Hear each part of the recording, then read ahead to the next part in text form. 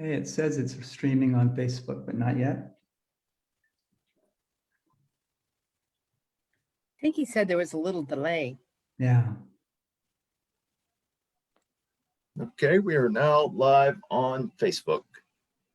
Welcome, everybody, to the Sonoma County Coast Municipal Advisory Council General Meeting. Cindy, could you call us to order, please? Okay, I'll call to order. It's 5:31. And we'll go to the Pledge of Allegiance. Ready? I pledge allegiance to the flag of the United States of America To the republic. and to the republic for which it stands, one nation, under God, indivisible, with liberty and justice for all. Justice for all. Okay. And I'll be doing the roll call. Che, Here. okay. Scott, Present. Marty. Here. And Paul. Abby, Here. okay. Wanda, Here. Liz. Okay. Brooks Yes. and Brian. Hi. Great. I'd like to just let people know that Cindy has resigned and Brian is rising to her council chair. Oh, And I want to thank Kathy. We really appreciate her strong contributions and I hope that she participated in the public section with us and thank her. I think you mean Kathy has resigned. Yeah, Cindy's still with us. isn't? Did I say, who did I say? You said Cindy. Oh, not Oh, Cindy. yeah. Kathy. Kathy Beck. Please don't take Cindy. Hopefully it's not a Freudian You Yeah. slip. made my heart stop, Oh, Scott. I always cross those two up. Is that Anyway, because she's in the North Pole? I don't know. Happy in the North Pole? Okay. Okay, go ahead, Cindy. Okay. Next is the approval of the agenda.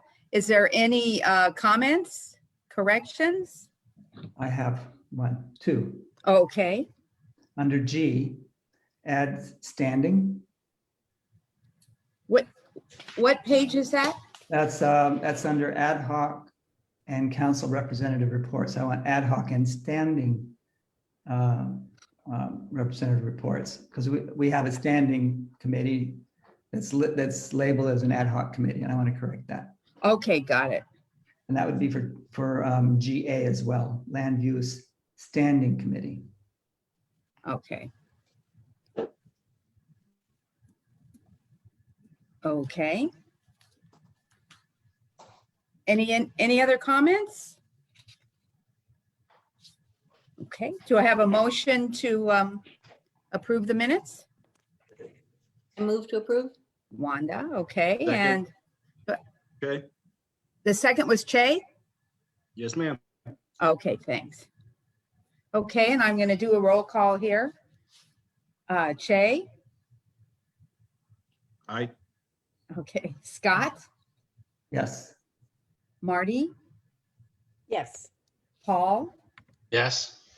Abby, Yes. Wanda. Yes. Is Liz out today or just late? Liz? Liz is right there. She's muted. Oh, I can't hear. Okay, I don't see her, but so Liz is here. Unmute she's- yourself, Liz. There we go. Okay. There we go. You'll be sorry. Is that a yes? Yes. Okay, there she is. Okay, Brooks Yes. Sorry. and Brian. Yes. Okay. Next, do we have any statements of conflict of interest from any of the council members? Okay, I would say that's none. There is one piece of correspondence. Scott, did you want to, Yeah, it's a letter from the Bodega Bay Fire Protection District. addressed to Permit Sonoma, and we were included in the receiving a copy. It's, as I said, we're directed to Permit Sonoma and it relates to the LCP. It's in the packet, so I don't think we need to go further with that right now. Okay. And I guess I'll turn it over to you for the consent calendar, Scott. Right. So approval of the May minutes, which is in the packet. Do you want to call from any comments? Sorry, I called it in the wrong spot. Any other additional comments for on the May minutes? Yes. Yes. Wanda? I'm sorry, Okay. I said yes. Okay, go ahead. I have 2 corrections. Okay, Brooks. Page 14. Under the heading is Tom Tucker. His wife is Prudy, P-R-U-D-Y, not Prudy, T. So change it. To, Oh, okay, got it. and then, I think I know that. well, When? actually, you did do it correctly on another page. And then Okay. page 15. We're talking about Josh Peruki. He's not with Bodega Bay where she was, but he's with the Bodega Volunteer Fire Department. He was speaking on behalf of them. Okay, got it. I had to look that up and I guess I didn't. Okay, So I will move that we accept the minutes as corrected. great. Do I have a second? Second. Is that Liz? No, it's Marty. Marty. Oh, Marty, got it. Thanks. Okay, let me do the roll call. Shay, Aye. Scott, Yes. Marty, Yes. Paul, Yes. Abby, Yes. Wanda, Yes. Liz, Yes. Brooks, Yes. and Brian. Yes. Okay, Okay, moving on. Public comment on matters not listed on the agenda. Comment from the public regarding items not on the agenda, but related to the Sonoma Coast MAC business. Pursuant to the Brown Act, the Sonoma County Coast MAC cannot consider issues or take action on any request during this comment period. Due to time constraints, comments will be limited to 2 minutes. Are there any comments? If Jason, you could help us to bring forward comments from the public. Oh, yes. Please. We do not have any hands raised in the gallery. We don't have any on Facebook and none in the Q&A. Okay. Scott, Then, can we as committee members make a comment real quick? well, you have your chance at during council comments. Is that fair? Okay. Yep, absolutely. Okay, thank you. So we're moving on to regular calendar items. Supervisor Lynda Hopkins, is she present? Yes, I am, Chair Farmer. Great, nice to see you. The floor is yours to swear in our new Bodega alternate, Beth Bruzzone, and some announcements you want to make, I understand. The floor is Yes, yours. thank you so much. So I will ask Beth to go ahead and unmute. Looks like she's already there. And then I'm going to ask you to simply repeat after me, everything except for the part where I say state your name, in which case you will state your name to take the oath of office. So let's go ahead and begin. I state your name. Beth Bruzzone, Do solemnly swear do solemnly swear that I will support and defend that I will support and defend the Constitution of the United States the Constitution of the United States and the Constitution of the State of California and the Constitution of the State of California against all enemies, foreign and domestic, against all enemies, foreign and domestic, that I will bear true faith and allegiance that I will bear true faith and allegiance to the Constitution of the United States to the Constitution of the United States and the Constitution of the State of California, and the Constitution of the State of California, that I take this obligation freely that I take this obligation freely without any mental reservation without any mental reservation or purpose of evasion, or purpose of evasion, and that I will well and faithfully discharge the duties and that I will well and faithfully discharge the duties upon which I am about to enter. upon which I am about to enter. Congratulations, it's Thank official. you. Thank you Thank you so very much, much. Beth. It's my pleasure.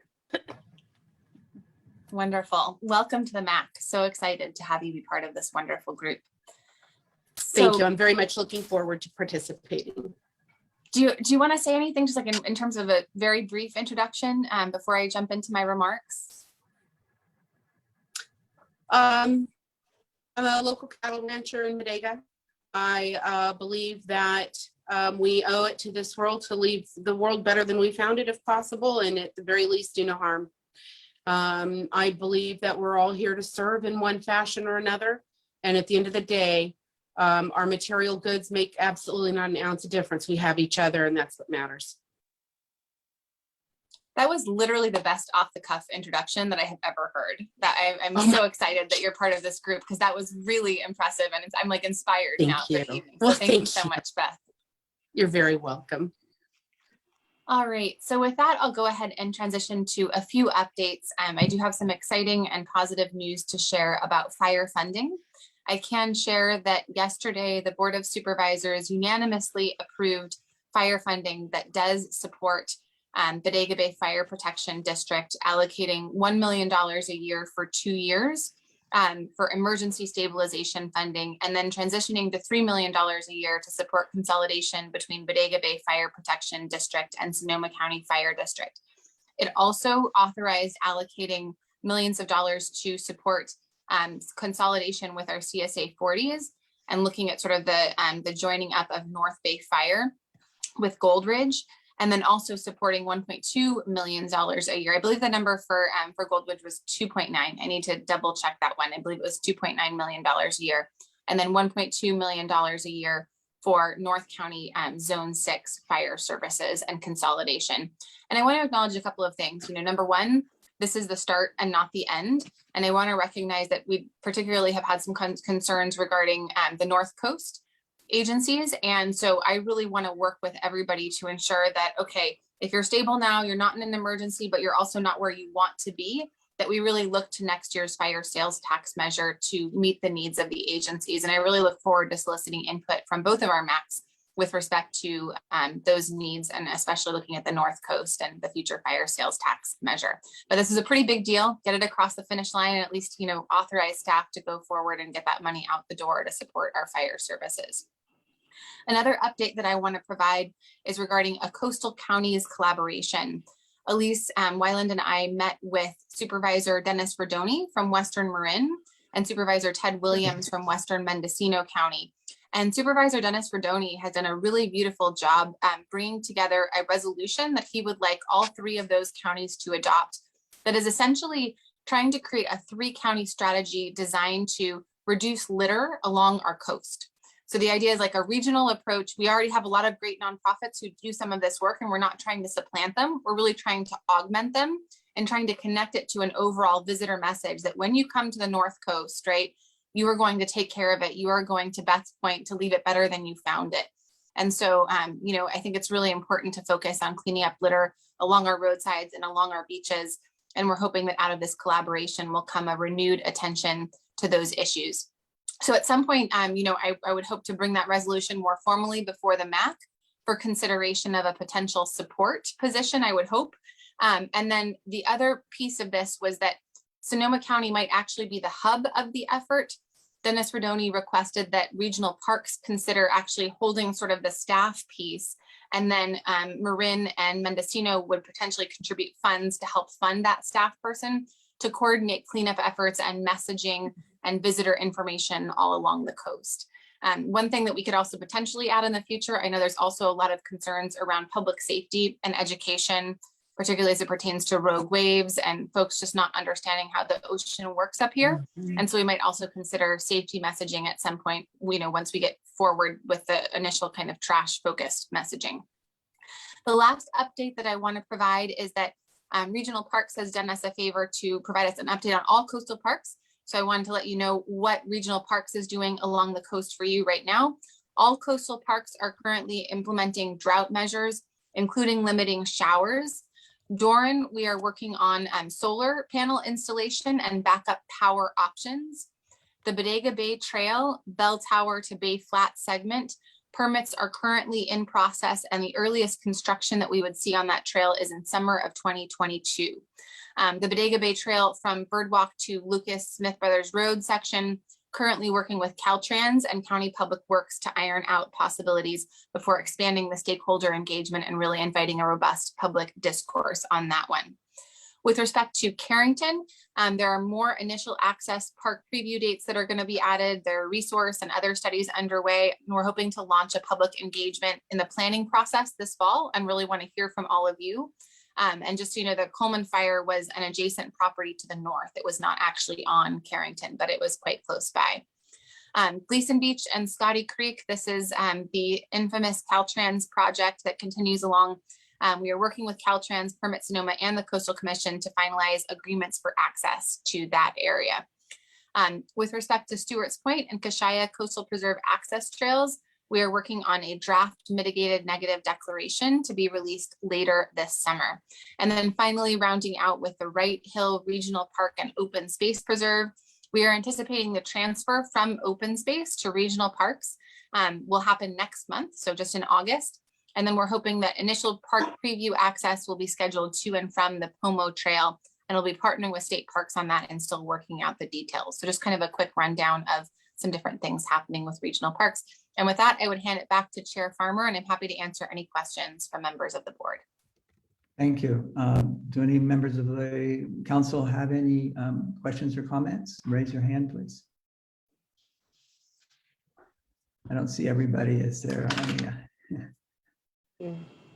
Well, I have a quick question, Lynda. So, I mean, from what I was reading there, it's a wonderful moving forward. Thank you very much for putting this together, but it does seem like there's some questions about funding as we go forward. Is that a concern, or do you think that we're pretty well set up? And sorry, this is funding for which piece that I was talking about? For Bodega Bay Fire as it gets consolidated in. So Bodega Bay Fire getting consolidated, the funding is actually after the emergency sort of 2 years, and actually we could consolidate before that. So you don't even necessarily need all of those one-time funds. It will be $3 million a year ongoing to support the consolidation into Sonoma County Fire. And then Bodega itself is part of the North Bay Fire, right? The sort of CSA 40s, and is looking to consolidate with Gold Ridge. And I was actually out in Bodega last week meeting with the board of directors of North Bay Fire out there. And they're doing really good work. Thank you. Okay, Brooks, you had your hand up. Yes, thank you. Lynda, I have three different things I wanted to ask you about. First, what's going on with Meredith Wharf? That's a great question. So I don't know if Elise, if you might have an update on that, but I know that we were sort of in the process of the public art, and I got sidetracked by all the fire stuff, and I honestly don't know exactly where we are in that. It's been nonstop fire services work and negotiations. Elise, do you have any update on that one from General Services? Elise, you're muted. I don't know if she might be frozen. I think she might be having some connectivity issues. Okay. Yeah, so I'll have to follow, but I'm happy to follow up with you on that, Brooks, and I can reach out to General Services and check in on that. Oh, I really appreciate that. Another thing is You know, the lot where the burned out house has been removed. Thank you. Very, very nice to have that gone. But I think we need to work on getting a guardrail for that section in there. I drive by there and I think, oh my gosh, somebody's going to go right over the cliff and down. There is a slight turn there. And so anyway, and it's probably Caltrans, but can we get the county pushing them to see about protecting that? Absolutely. Yeah. Thank you so much for bringing that up before it becomes a disaster. As you know, we've had some horrible tragedies with a lack of a guardrail in Jenner. And so this is a great idea. Let's solve it before it becomes a problem. I'll ask Johannes to reach out to Caltrans on that one. Perfect. That's great. And then the third thing, I just wanted to know, how has the bus shuttle worked for the Lower Russian River on the weekends?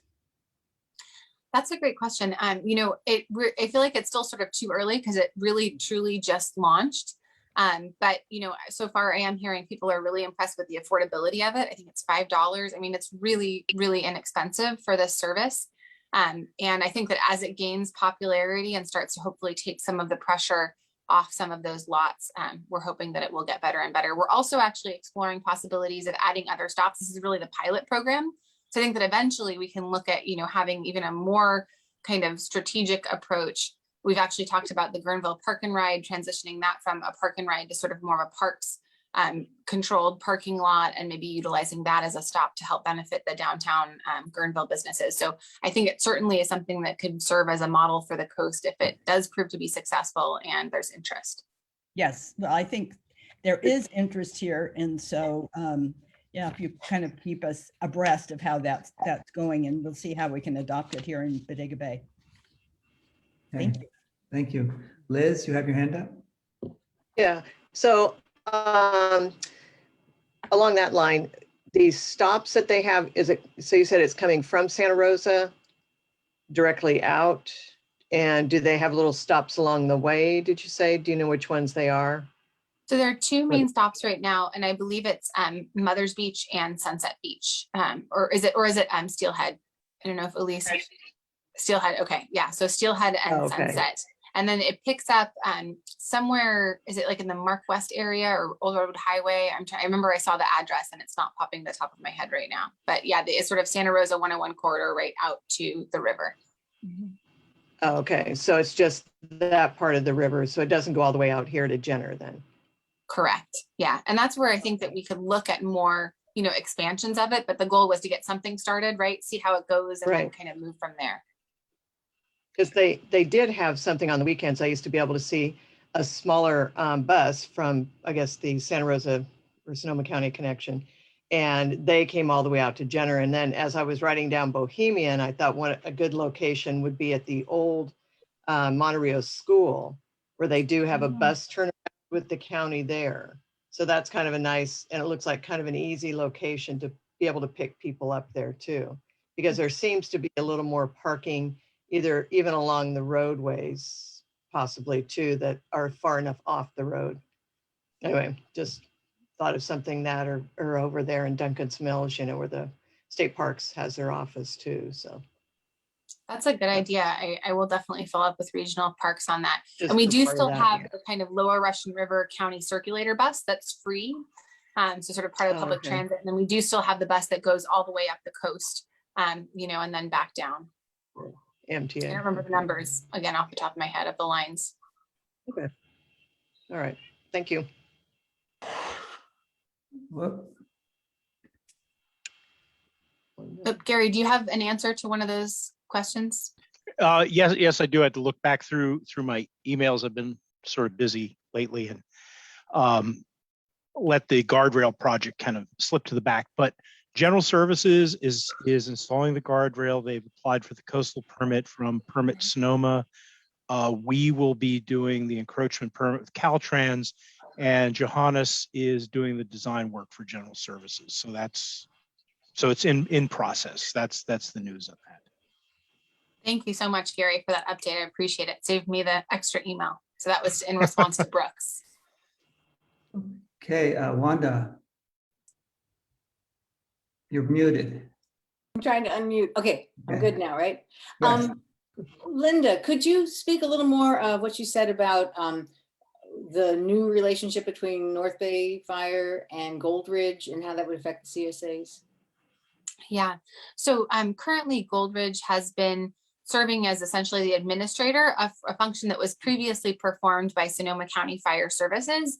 And, you know, to be totally candid, I think that we did it too expensively and not necessarily very well. We really, you know, we shouldn't have really been in the business, in my opinion, of fire services, because it's not really what we do generally in county government. And so there was a contract that was granted over to Gold Ridge to provide the administration services for the CSA 40s. And we are hoping to transition that into a long-term relationship through annexation and the provision of permanent funding through a tax transfer agreement with Gold Ridge.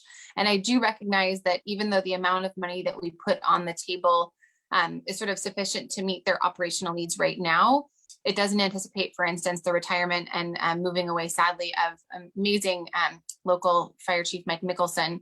And so, you know, there will be, basically, there are going to be costs that are not yet funded by the county that are kind of new expenses. And so that's where we're going to be looking to additional revenue, say through the fire sales tax. So that's kind of what I was alluding to when I was saying we don't have quite the total amount to meet the needs that Gold Ridge has requested at this point in time. Any more questions from the council? And Jason, are there any hands raised in the public? Yeah. In the Q&A. I'm sorry? We do not, Chair. Thank you. Is there anything else, Lynda, that you'd like to say in closing? I don't think so. Just thank you all so much for serving. It's wonderful to see you virtually. Yes, thank you. Okay, moving on. CalFire Battalion Chief Marshal Turbeville will speak briefly on fire season expectations. And I believe he has a PowerPoint. Marshal? Good evening, just confirming you guys all can hear me? Yes. Or, don't have a computer. So, Marshal over with the local Sonoma mapping of the CalFire. I'm going to start. This is actually video in the background if it's going to play. So it's going to take a while to play as I'm talking. It's a couple minutes long, but it gives you some idea. This is at the end of Mill Creek Road last year during the Walbridge fire. Of what catastrophic fire behavior is in the coastal redwoods up until the point I didn't feel safe and I needed to leave. So I'll let this play so you guys get a sense of what that is. I'm here to talk about the fire season outlook or the potential. And it's I could talk about this for a long time, but I'm going to talk about fuels, weather, and topography. Is that noise too loud with the video? I can try to turn it down a little. You don't hear the video. You don't hear it? No, we don't hear it. Okay, that's probably good then, because you'd hear all these little pine needles and stuff hitting the ground. So fuels, weather, and topography. And I'll break it down into more seasonal versus daily. We're in a drought. I'll show you some drought, which everyone should be aware of, how that affects the vegetation. So what we see here in this video that's playing is there's both dead vegetation, which is the grass around this building. I'm trying to say this is historic Donato at the end of Mill Creek Road that eventually get all burned. But there's the grass that's dead. And then you've got the trees, like this walnut tree to the right of the screen that's moving in the wind. And you'll see the redwood trees there in the back. That's live. Those are live plants. And so the grass dies every year, usually dries out. Grass can burn every year. The trees, like these redwood trees you see here, and the walnut tree as well, the deciduous tree, they seasonally take on water. And what we're seeing this year because of the drought is our species of concern that we look at, which is Sunis, is what we call 60% live fuel moisture. And this is the same trend we're seeing amongst all the vegetation, even though we don't sample it, just based upon how we're seeing fires burn and prescribed burns I've been on and fires that have been happening, is these live trees are dry. They are more readily available to burn. And so some of the things that you've heard the fire service saying is we're roughly 4 to 6 months, 4 to 6 weeks ahead of schedule, meaning that here on July 21st, our fire potential is as if it was September 1st or the fall fire season. So these trends are not in our favor. And I'm just going to pause it here for a little bit because this is the portion of the video that kind of shows what we're up against. You're going to see embers, you know, the pieces of the redwood trees falling on the ground. You're going to see the flames. You're going to see the wind that's created by the fire. And so we talk about a road such as this stopping a fire, or you guys creating defensible space, how you harden your homes. And by the way, this building here was at a huge disadvantage. This how it was built and its age and such. But this is what we're up against. Once a fire gets up into what we used to call this fancy term called the third dimension, gets up into the trees, and it spreads treetop to treetop. It drops leaves, it drops embers, and starts all these fires. And so you'll see here that the grass essentially almost burned itself out. We intentionally lit that fire to try to burn the grass away from this building to expand the little defensible space this place had, the short grass. You're going to see now it come alive because this fire is going to fit its own weather, fit its own synergy. And we're going to see the blackberry bushes there across the road catch. And I just want to tell you, if you're in a situation like this, and this is my litmus test of when it's time to go, when the visibility, when the smoke banks down and you can't see your feet or you can't see 50 feet in front of you, that's my criteria that I'm getting out of here. So I stayed as long as I could. I set my camera on the back of my truck, and I got a pretty good video to show people what it's like to fight fire in the redwood forest. Because a lot of people don't know or think, oh, redwoods don't burn, which is true until they do burn. And I'll show you a picture of Myers fire. Redwoods did burn. So here's what it looks like once we get embers out ahead of the wall of flames, creating those blackberry bushes that are creating more embers. If you look closely, and I can hear it because I can hear sound here, but you're hearing embers hit my truck, embers hitting the ground around me. I'm trying to do what I can do at the building between coming back to my truck and checking on the fire. There's actually a shop behind this building that's currently burning, and you can hear explosions and a little bit of that too with the sound. So this is, I think, the last minute or so of the video, but this is what it looks like when we get a fire going treetop to treetop. So if you guys look up in the upper left, you'll see it here in a minute, you'll see the fire come. And so at this point, I'm definitely back in my truck and I'm thinking about getting out of here. And I'm trying just to see, hey, maybe it's going to stop. Maybe it's going to get back down on the surface. Maybe I'll have a chance to make a difference here, which I didn't. You can see the weather it creates. This isn't like a windy day like the Tubbs fire, like the Nuns fire, like the Pocket fire, like the Kincaid fire. This is just the fire creating its own weather. So these embers are raining down everywhere. And you'll see eventually the crown fire coming. And that's the point that I'm like, it's not worth it anymore. And I'm going to get out of it. So unfortunately, the vegetation being dry, we talk about topography. Narrow canyon, fire wants to do essentially the opposite of water. So fire wants to burn uphill, whereas water wants to go downhill. Here comes the crown fire. So we got topography with disadvantage. We got the fuels being very dry. And then we got the unknown of what our weather is going to be. How windy is it going to be? So here's when, the smoke, the visibility is starting to affect me, and I'm going to get out of it in a couple of seconds. So this is, what we're up against. What can we do about it? We always say we can manage the vegetation, we can limb up trees, we can break up the vegetation, but at some point, Mother Nature's in charge. So that's just a little bit of the fire behavior observed last year. So 2020, in August, we had the LNU lightning complex. Everyone I think knows about Wallbridge Ridge, and I'm going to show a map. I see you here tonight, Lynda. You sent me about the lightning strikes. We haven't verified yet, but I think it's pretty close. And then there you see the Myers fire, which Great Pacific Ocean fuel break. It burned down to the ocean. And the ocean wasn't there, it probably would have kept going. So even though it's a foggy spot along Highway 1 along the ocean, as you guys know, this burned very intensely. And then in September, we had the glass fire, which didn't affect the coastal area, but it was a fire corridor. Probably in Safford Queens term in 2016 COPP.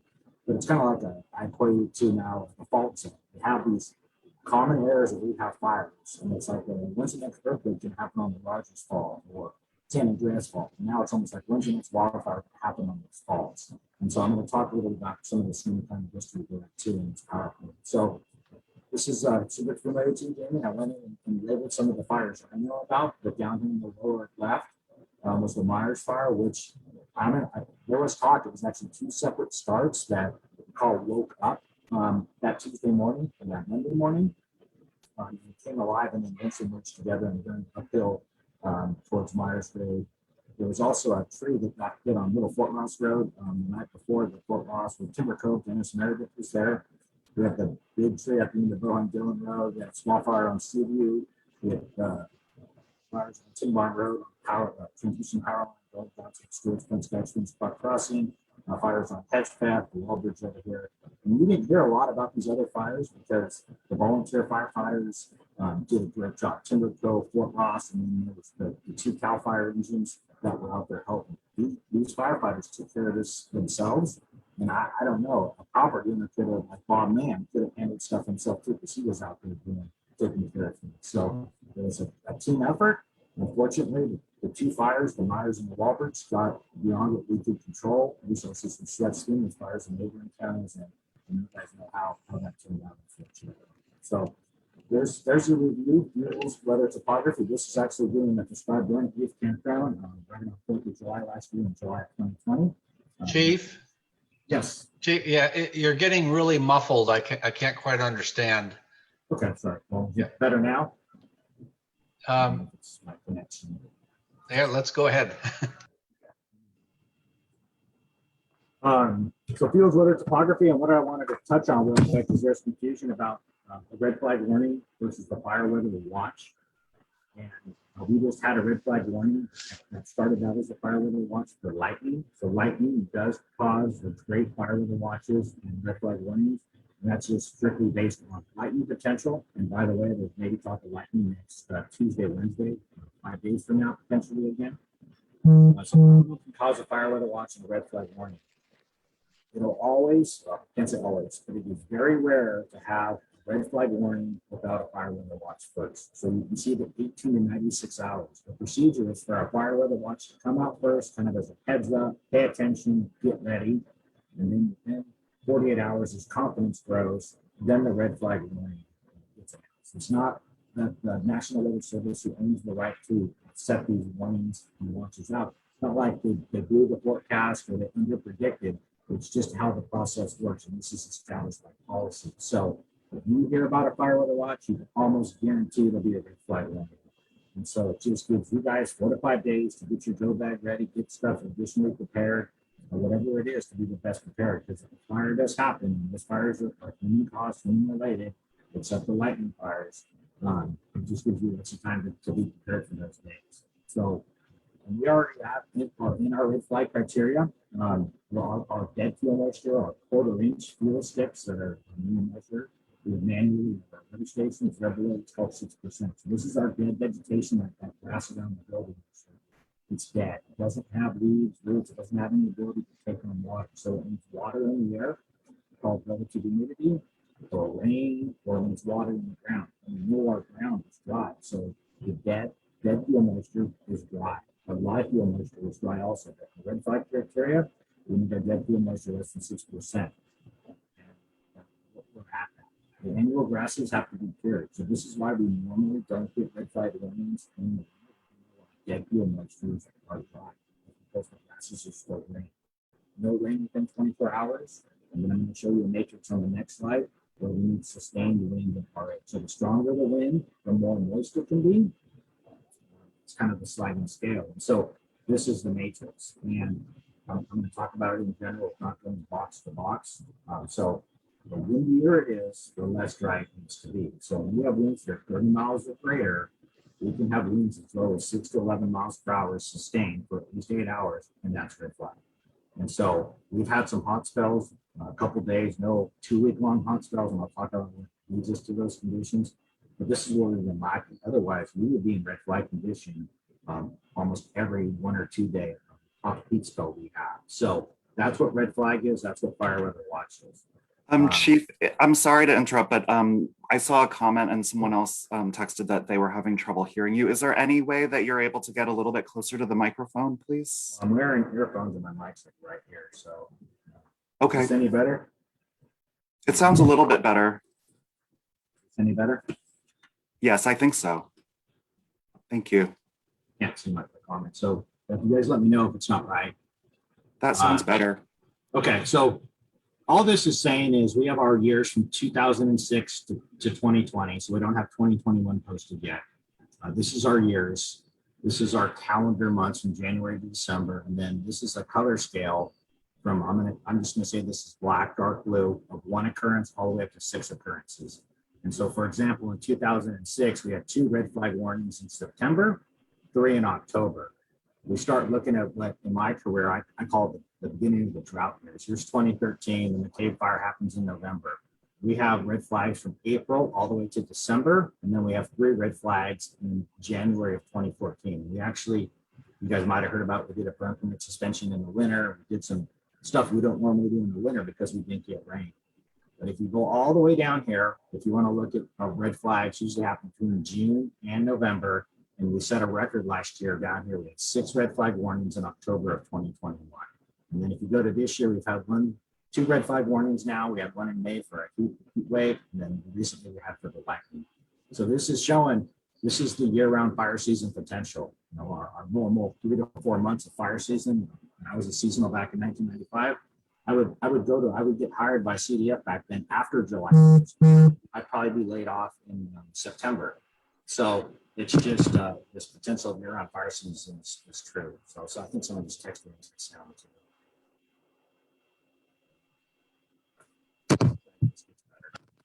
Let me unplug my microphone and put it back. Is this working for people with the audio as it is? Yeah, I can go like this. Any better? I think that's better. Yeah. Yeah, I'm not using my headset. So, but I think talking about year-round fire season, that's all this slide is showing. The potential is there. For our weather zones, just the coastal areas and what's called the 505. Our mountains above 1,000 feet are a 507. So a lot of the red flags you hear about are technically not on the coastal area, but we know the fog may be there, and it may not be a red flag, but the Myers fire is a great example that the coastal area does burn. So that's some technicalities that you are many times if you live right along the coast are not technically a red flag. My opinion, my theory is we treat anytime there's a red flag in any portion of Sonoma County, the whole county's in a red flag because we need everybody to be safe. So statistically, you know, and I have a forestry degree, so I look at this stuff. Is what we're seeing natural. You know, last year 4 million acres burned in California. Stephen Pine, if you read his books, he talks about between 5 and 20% of California burned every year. So last year actually would have been a slow year historically, but I doubt we would have seen high intensity burns like we did. And don't get me wrong, portions of the wall bridge were great natural burns, probably how it historically burned. Myers fire portions were natural, how it would naturally burn. But this is the cycle for the redwoods is normally 50 to 500 years. And some of this research has been done locally, Dr. Scott Stevens and such at Salt Point State Park, 6 to 9 years fire return interval. And those were a lot less intense burns than what we're seeing today. No, normally it's going to be the fall fire season. That's the scary part. Normally the coastal area in general gets summertime fog because inland heats up, hot air rises, sea and land breeze. It sucks the fog on shore. We get cool, moist air. However, I am going to talk about the nocturnal drying event. But the big thing here is in the fall, that's when we're less likely to see the fog. We get the offshore wind events. Our fire history is not always the best, and I just point this out because there is fire history on the coast we don't know about. Just like this great fire that happened in and around Santa Rosa, in the Hanley fire, the Tubbs fire footprint, going back to 1870, just like Oakland Hills burned multiple times. These fault zones, if you will, that's my new term for them. These areas, you know, just have the potential to see repetitive fire. This is what the state, my employer, is saying. This is the governor there on the left in the brown jacket, the director of the Secretary of Resources and the director of state parks. And the statistic there is by 2100, 80 years from now, or a little less than that, the average area burned statewide would increase by 77%. So that's a scary thought. And that just reminds me more and more, we need to become fire adapted, just like living in the flood zone. We need to learn to live with fire, and that's managing vegetation, how we build our houses, and then being prepared to migrate. And I use that term migrate, but move as needed to get out of harm's way. So how fast does a fire move? It's based upon wind, how steep the slope, and the change in fuel type. So wind is the most dominant driver of fire. And remember, fire wants to go the opposite of water. When wind funnels fire through a canyon, like the Gualala River drainage, that's, wind influencing the slope. It's doubling, it's alignment of the forces. And the backdrop satellite imagery there, that's the Kincaid fire. The Sunday the fire made that major run towards Windsor. And just so you guys know, when you look at a fire like this and you look from the alert wildfire cameras or whatever it might be, if you look at where the smoke is going, that's telling you where the fire wants to go, especially on a windy day. The more the column is sheared over, bent, however you want to describe it, that's telling you where the fire wants to go. That's where the oxygen is pushing in on the fire, bending the flames over, preheating. So this is the problem. This is the video I started the presentation with. This is the fire in the third dimension, and this pertains to fire potential. I'm going to cut to the chase. I have it in a slide coming up. I am most worried about Western Sonoma County, the forested areas of Sonoma County, and there's some in the North County as well, because this is the condition many of our forests are in, and I won't go into reasons, but this is the problem. We get a fire that burns on the surface of the earth, a surface fire. That it's great if it stays on the surface. We are pretty good at stopping a surface fire. We can get bulldozers in there. We can get hose on the ground. It might be steep. We might have some of those challenges, but we do a pretty good job when the fire stays on the surface. Once it gets up into the trees and it starts going treetop to treetop, starts kicking out embers well ahead of the fire, we can do really destructive stuff like build huge dozer lines, put a bunch of firefighters up on a ridge or up on a road, and it's just going to spot over us. And it's just going to put all of us in danger, and we're not going to be effective. So this is the problem. We need to, I'm not advocating for shaded fuel breaks, but we need things like that be a surrogate for fire, what a fire would have naturally done to keep the fire on the surface of the earth. So we're better able to do prescribed burning, graze, whatever it might be, and give us a better chance than when a fire starts to go. So this is, a prescribed burn where the landowner did a bunch of pile burning, limbed everything up. You can kind of see where there was a pile here, a pile there, and then we did an understory burn, and it never got up in the trees. It never really climbed the tree's bark. We could have stopped this fire if it had been a fire that happened, not on a north wind day, but this is a fire that stayed on the surface. Makes it easier for us to control. Is not throwing embers downwind into populated areas across control lines we're trying to establish. And then the last part here, segueing into our trends, our seasonal trends, and this is from Colorado, from the Rocky Mountains, but I'm pretty sure I just haven't found a similar graph for California. But this is what we've all been hearing and what I've been witnessing in my career. Specifically, I started in 1995. You already heard kind of about the short fire seasons back then as a seasonal employee. And then we leap forward to 2010 to 2020, where 3 times as many fires are burning, much more high intensity, and there's no end in sight. It keeps climbing, climbing, and climbing. And then there's talk over here on the left side, the y-axis, about the climate warming. And so as time goes on, we can blame it on fire suppression. We can blame it on the weather, all of the fuels, weather, topography, what it all goes back to. And this is leading to more and more acres burn, more and more fires. And then the trend you saw in that Facebook or tweet, that we're on a bad trend. So that's what's going on. Big picture, year to year, drought. And so this is the most current drought information. You guys know we're not in a good situation. The only variable is when is it's going to rain next. One good variable in our favor has been the relatively cooler weather we've had this last month or so, and hopefully that can continue. We also haven't had our 2-week-long heat waves, which has been good too. But the drought, the vegetation, this is more about the drought and precipitation, departure from normal. I think everyone's well aware of this.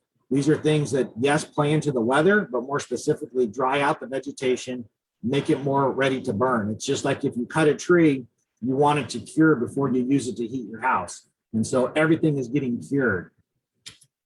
We know when we're more likely to have big fires, or say, what are the bad fire days? And this is just using one indice called the burning index over here on the left. And this is putting in the Tubbs, the Kincaid, and then on the Kincaid, the second and third wind event. This is when it burned into Windsor versus burning into Geyserville. And then the 2019 year is shown in green, 2017 in blue, Red is the maximum reading each day, not like 1 year, but each day the highest reading. The 90th percentile is shown as a horizontal line, so only 10% of the time is it above the 90th. Only 3% of the time is it above the 97th. So these would be our 3%er fires, and you can see that it's almost known when we're going to have bad fire days. Like a BI above 42, that's a potential bad fire day. And I'm going to show you other indices too that I look at. Here's another trend not in our favor. I just did a presentation to the Sonoma Forest working group last Thursday. The numbers were a little bit better, not good, but not as bad as these. 2020 record year, 4 million acres burned. But at this time last year, we were at 39,000 acres, roughly 4,336 fires.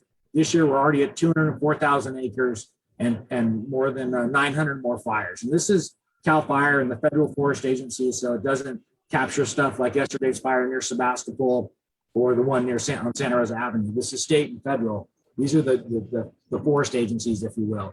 And so this trend is not in our favor either. But daily, weather is our biggest variable. That's not normal to have a dozer going down St. Helena Road. And I put it in there.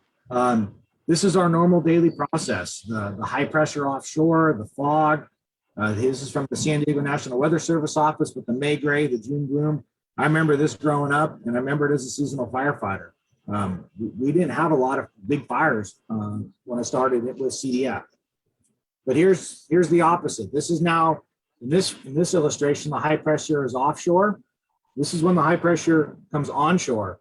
And a high pressure spins clockwise. So just like putting a screw or screwing a screw into a piece of wood, you're forcing the air down. And so high pressure forces air down. When you force air down, you're pressing on it. You're increasing the pressure. You're heating it. Heating it means it becomes drier, which means the vegetation becomes drier. And normally as the high pressure migrates in, day 1 is pretty bad. Day 2 is a little worse. Day 3 gets a little worse. Day 4, 5, 6, 7 get miserable. And that's that high pressure that just comes in and sits over us.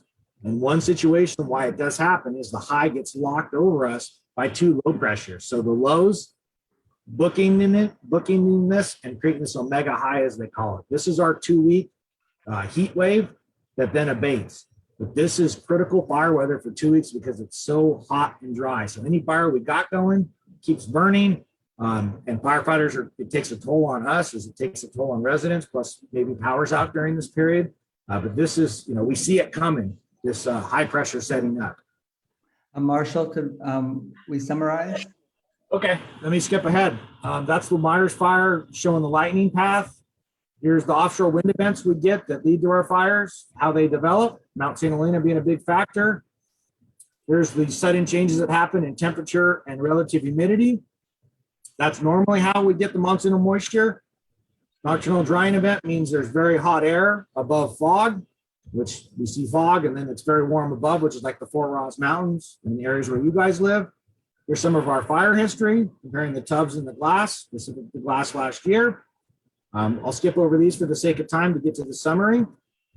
These are areas that have burned repetitively. These are the fault zones in our county, if you will, driven by the wind. Here's what the West County scenario looks like with the Gualala River, with the Charles Fire in 54, Creighton Reef in 78, Myers Fire overlaid. This is the area that worries me. Unfortunately, I'm talking to the group that's probably also worried about it. And then the Wallbridge Fire. These are not necessarily wind-driven fires. These are fuels and topography-controlled fires. I won't talk about if it can burn again. It can, as it grows back as grass. And I'll get to the very end. These are our indices that aren't looking favorable. Some of the theories I got, lightning comes from the west side of Mount Tam.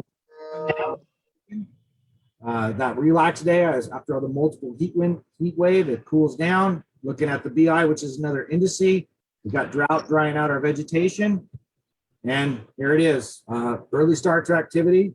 Cool, moist, foggy summer mornings, which we've got. That's been great. We haven't got into our 2-week cycles. Unknown how many red flag warnings we're going to get or when we're going to get the onset of our winter fall rains. And then ultimately, if everyone does their job, we can reduce ignitions. And that's the biggest variable. If a fire never starts, the fire can never get bad. So that's my summary. Thank you. Thank you, Marshall. Are there any questions in the council? Yes, I have a question, Scott. Okay.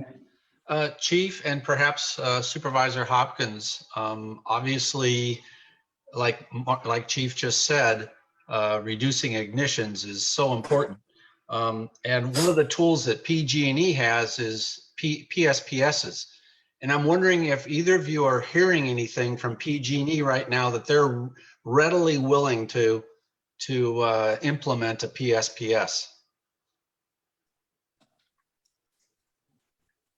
Is that to Lynda?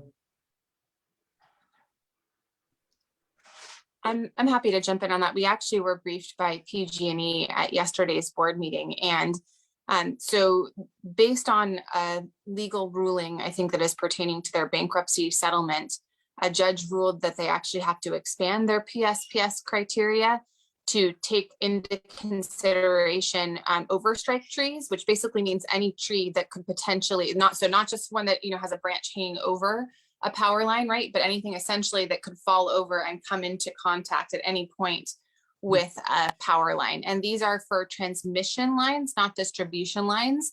So it does depend on what the actual voltage going through the wires are and what the purpose is. But that will actually expand the scope of public safety power shutoffs in Sonoma County by roughly double what we were seeing before.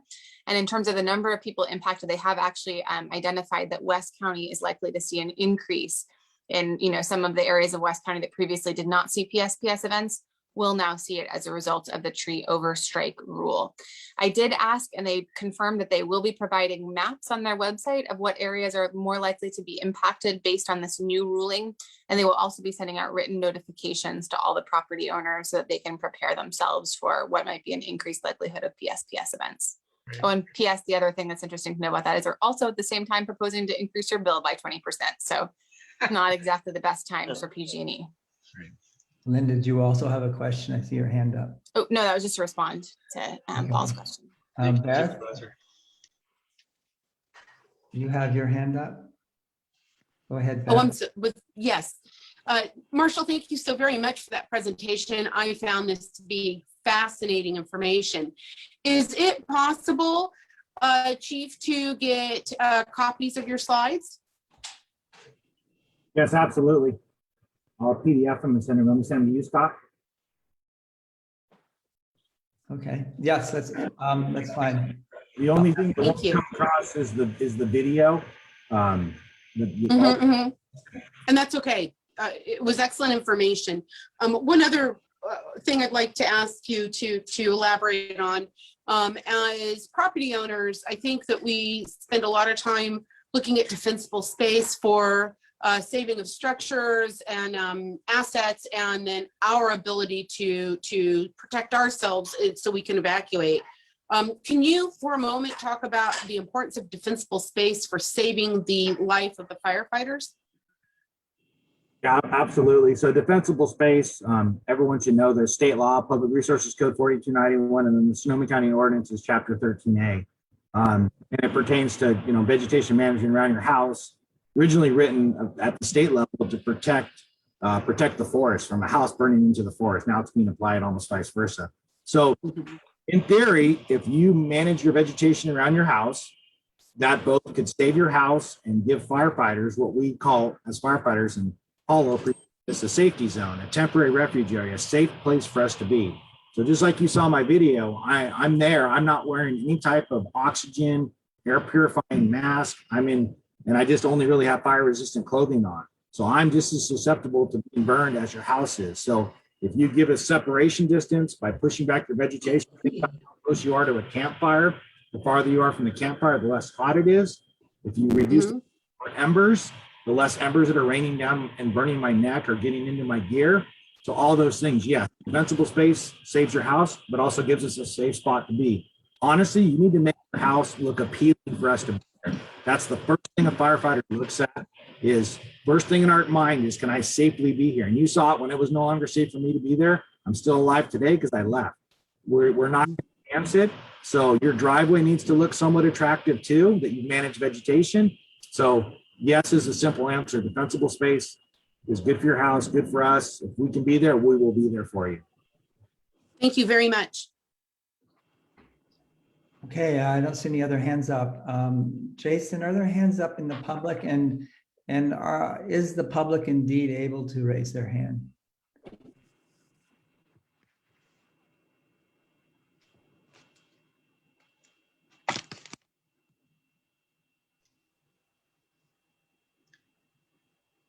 Chair Farmer, I think you'd see some chats if they weren't able to raise their hand. Well, I got one earlier. I don't, okay.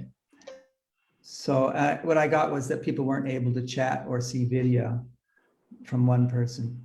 So, okay, so assuming there's no more comments, thank you so much, Chief, for your presentation. And this is a really important subject to all of us.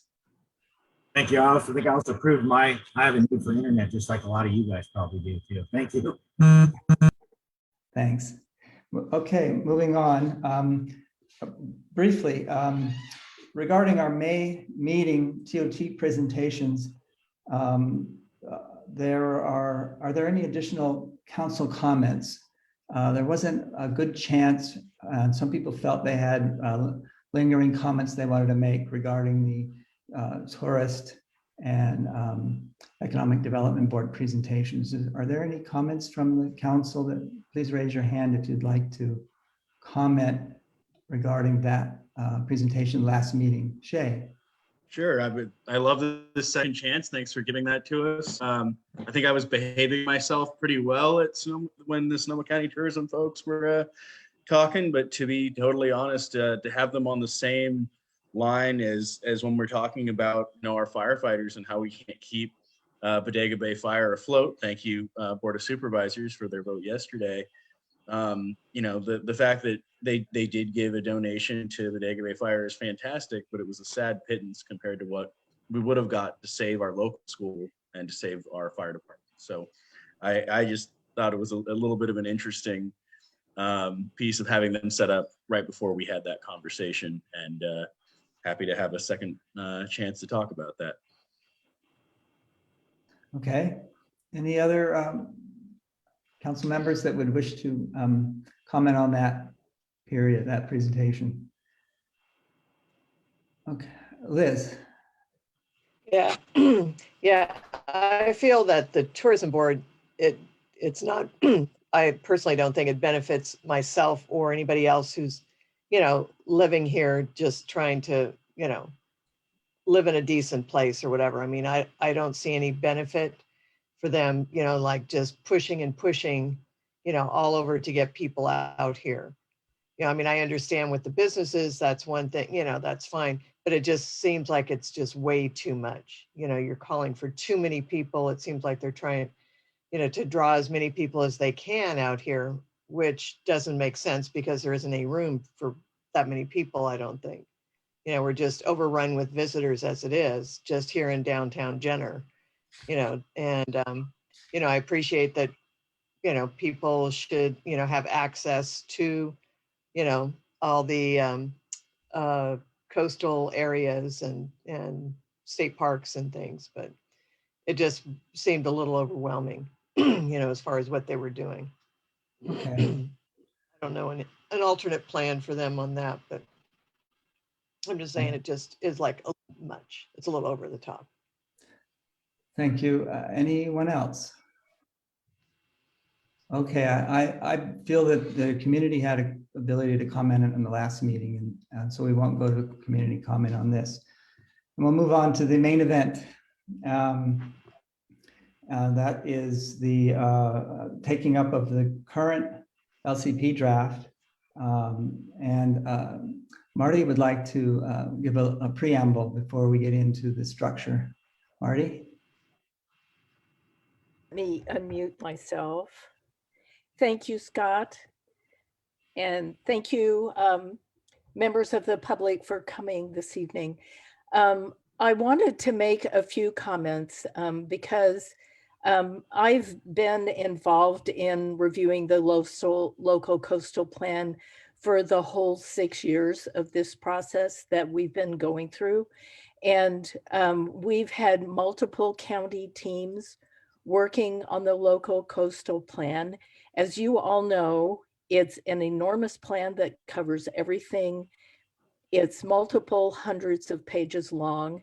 And I appreciate the magnitude of the process of trying to revise the local coastal plan and then revise it again.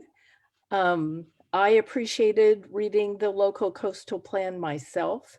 It gave me a better understanding of the coastal areas and the Coastal Act and how the act is being implemented, and parts of it really surprised me.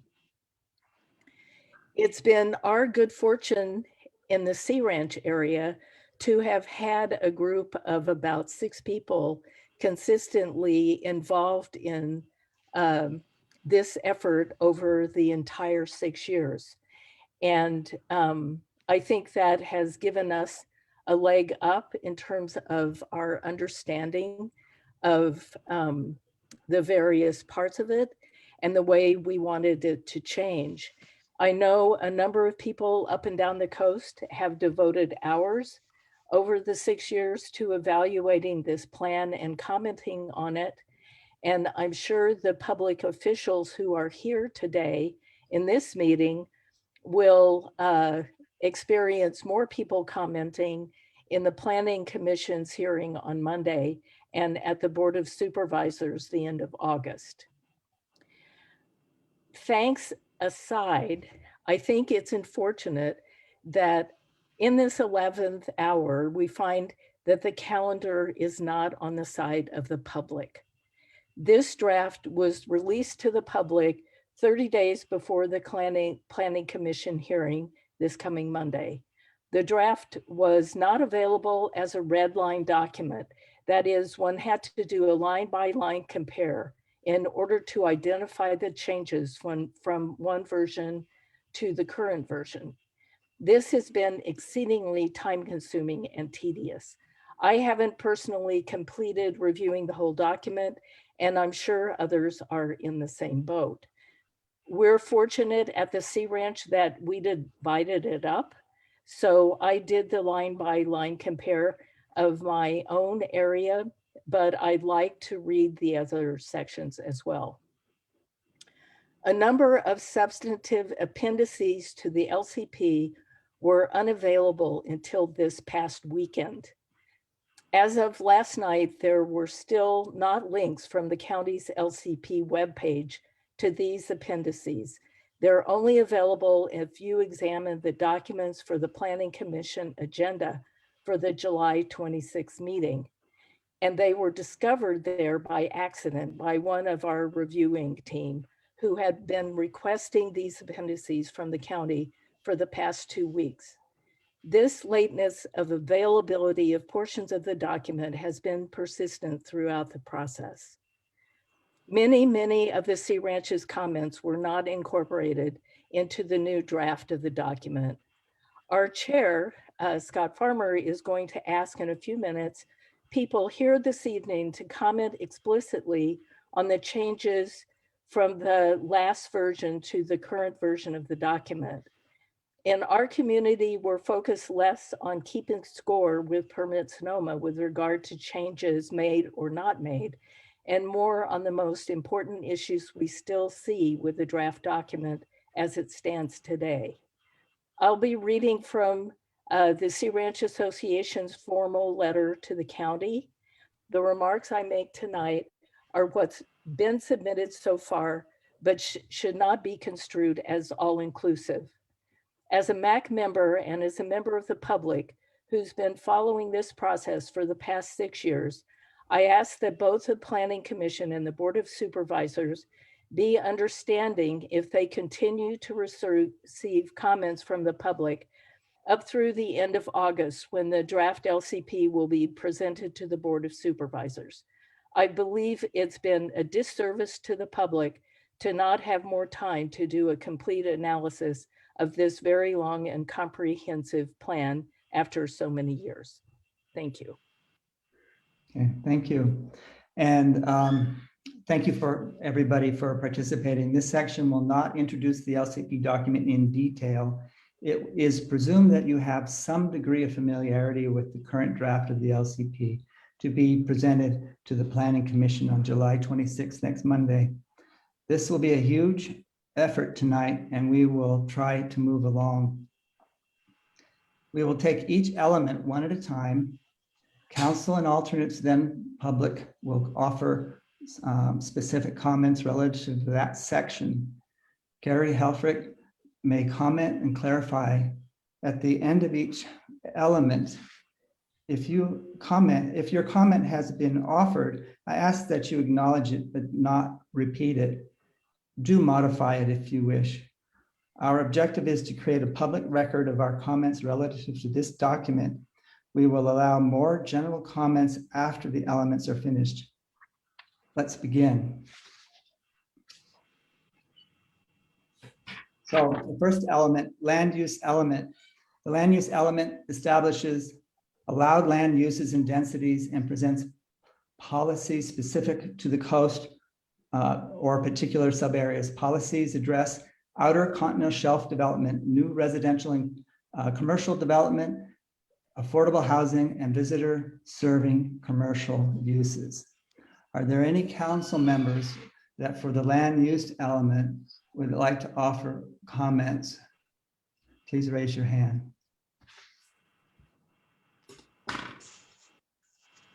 So Marty? Before you jump in, I'm not sorry, sorry to interrupt, but Eric Koningshofer, our planning commissioner, had his hand up even as you were introducing that. I'm not sure if his comment might help frame your conversation. I'm not sure if that's appropriate at this time, but if you'd like to take him, he did have his hand up while you were speaking. Marty, is that fine with you? Oh, yes. Please, Eric. All right, Eric, I'm going to go ahead and turn you on. And Jason and I will both assist you, but you can ask me to assist however you see best. Thanks, Scott and Marty. Okay. Eric, you should be allowed to unmute yourself at this time. Thank you. I just wanted to let you all know that I am present. I'm the recently appointed member from our district on the Planning Commission and made it a point tonight to tune in so I could listen to your concerns. And I've asked Lynda's office for contact information from each of the commissioners so that I could reach out and have follow-up discussions.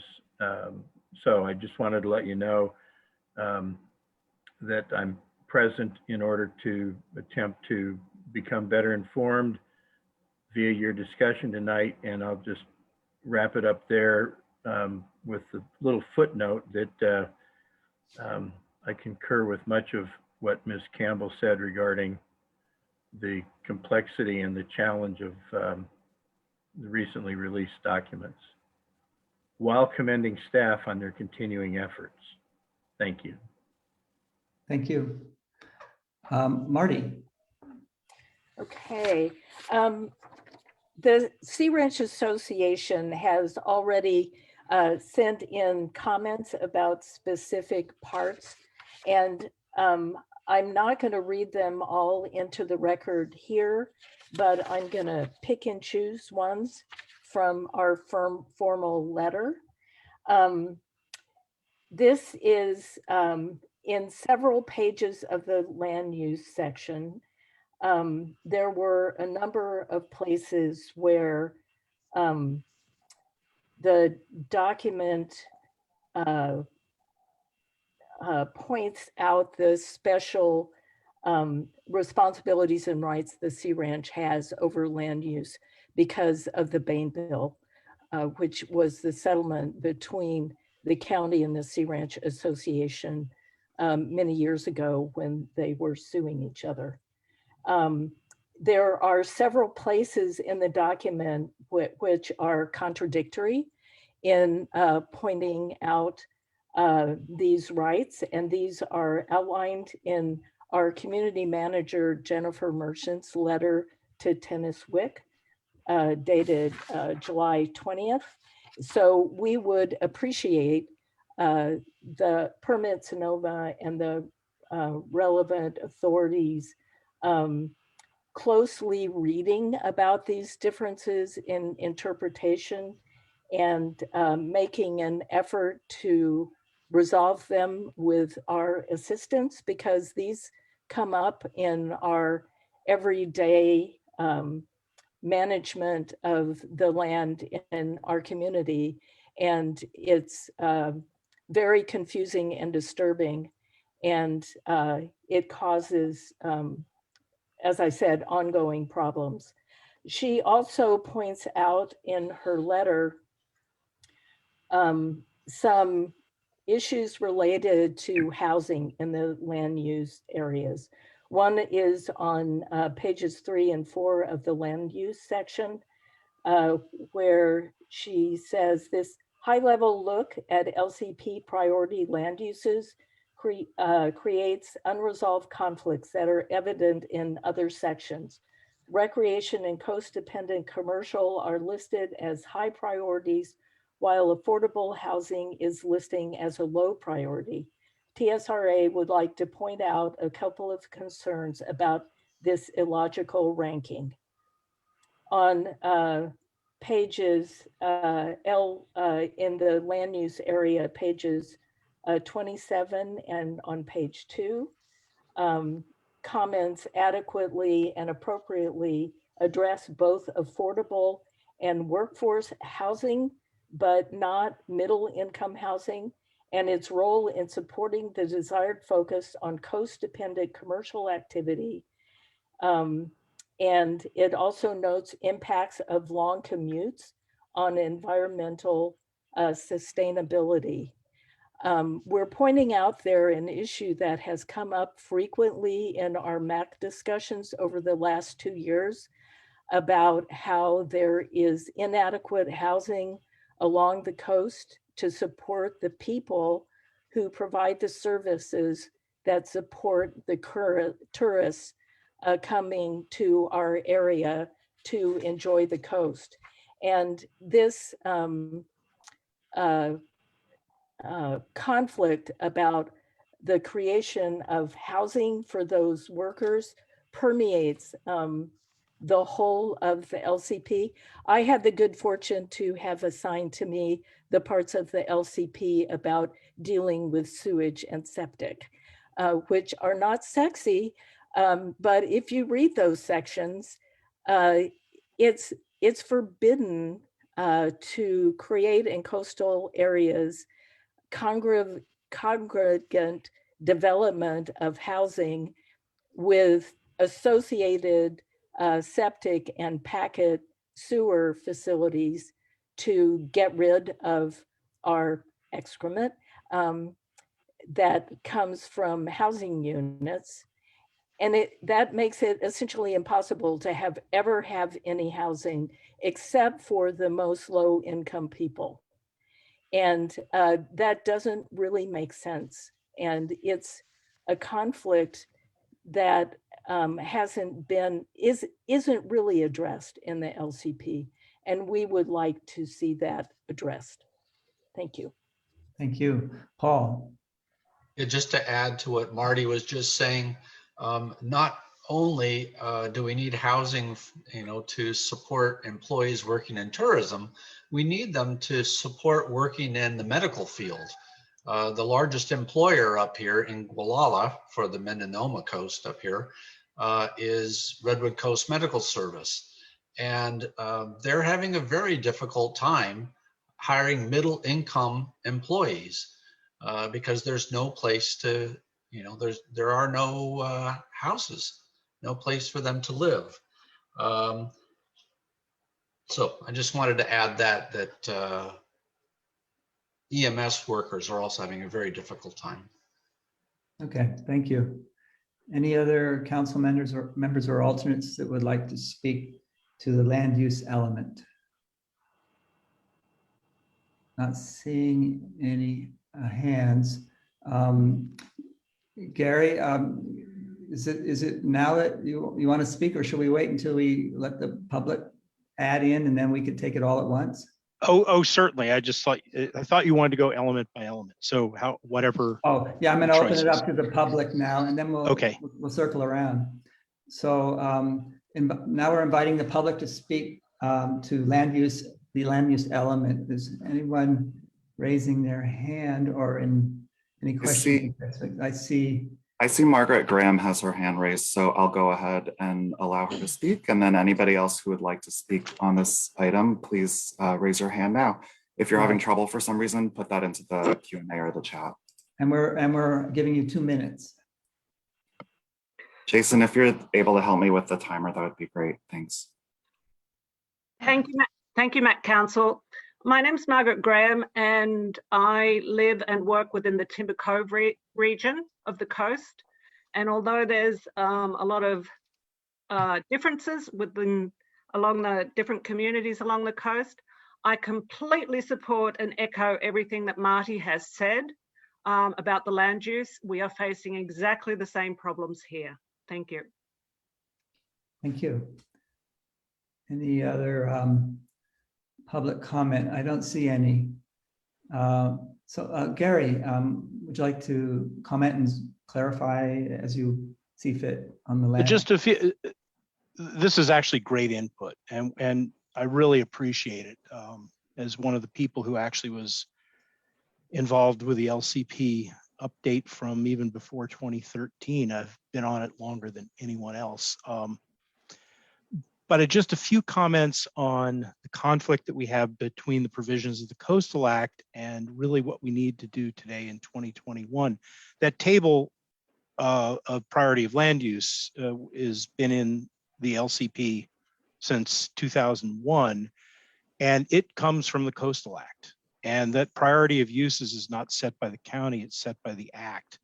The commission has been really good at working with us, and they recognize that this set of priorities may not fit in today's world.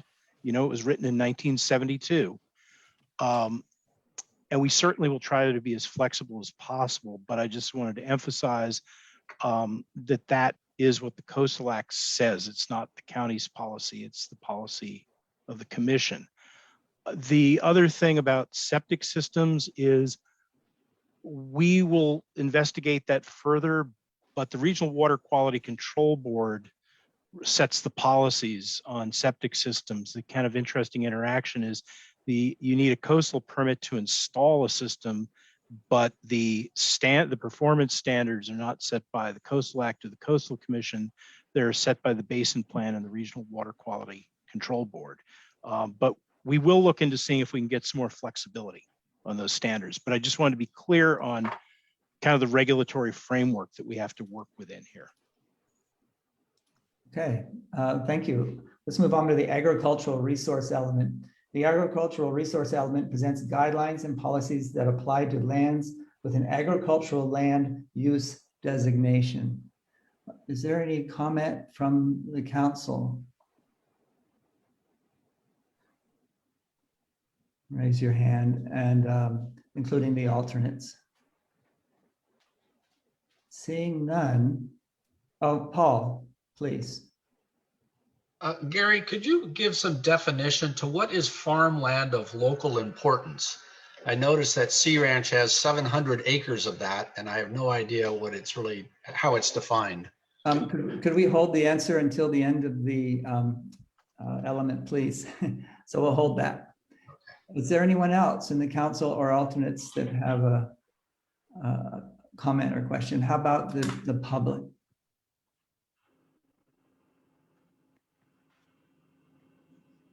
I see one hand raised in the public. It's Margaret again. I'm going to go ahead and let her speak.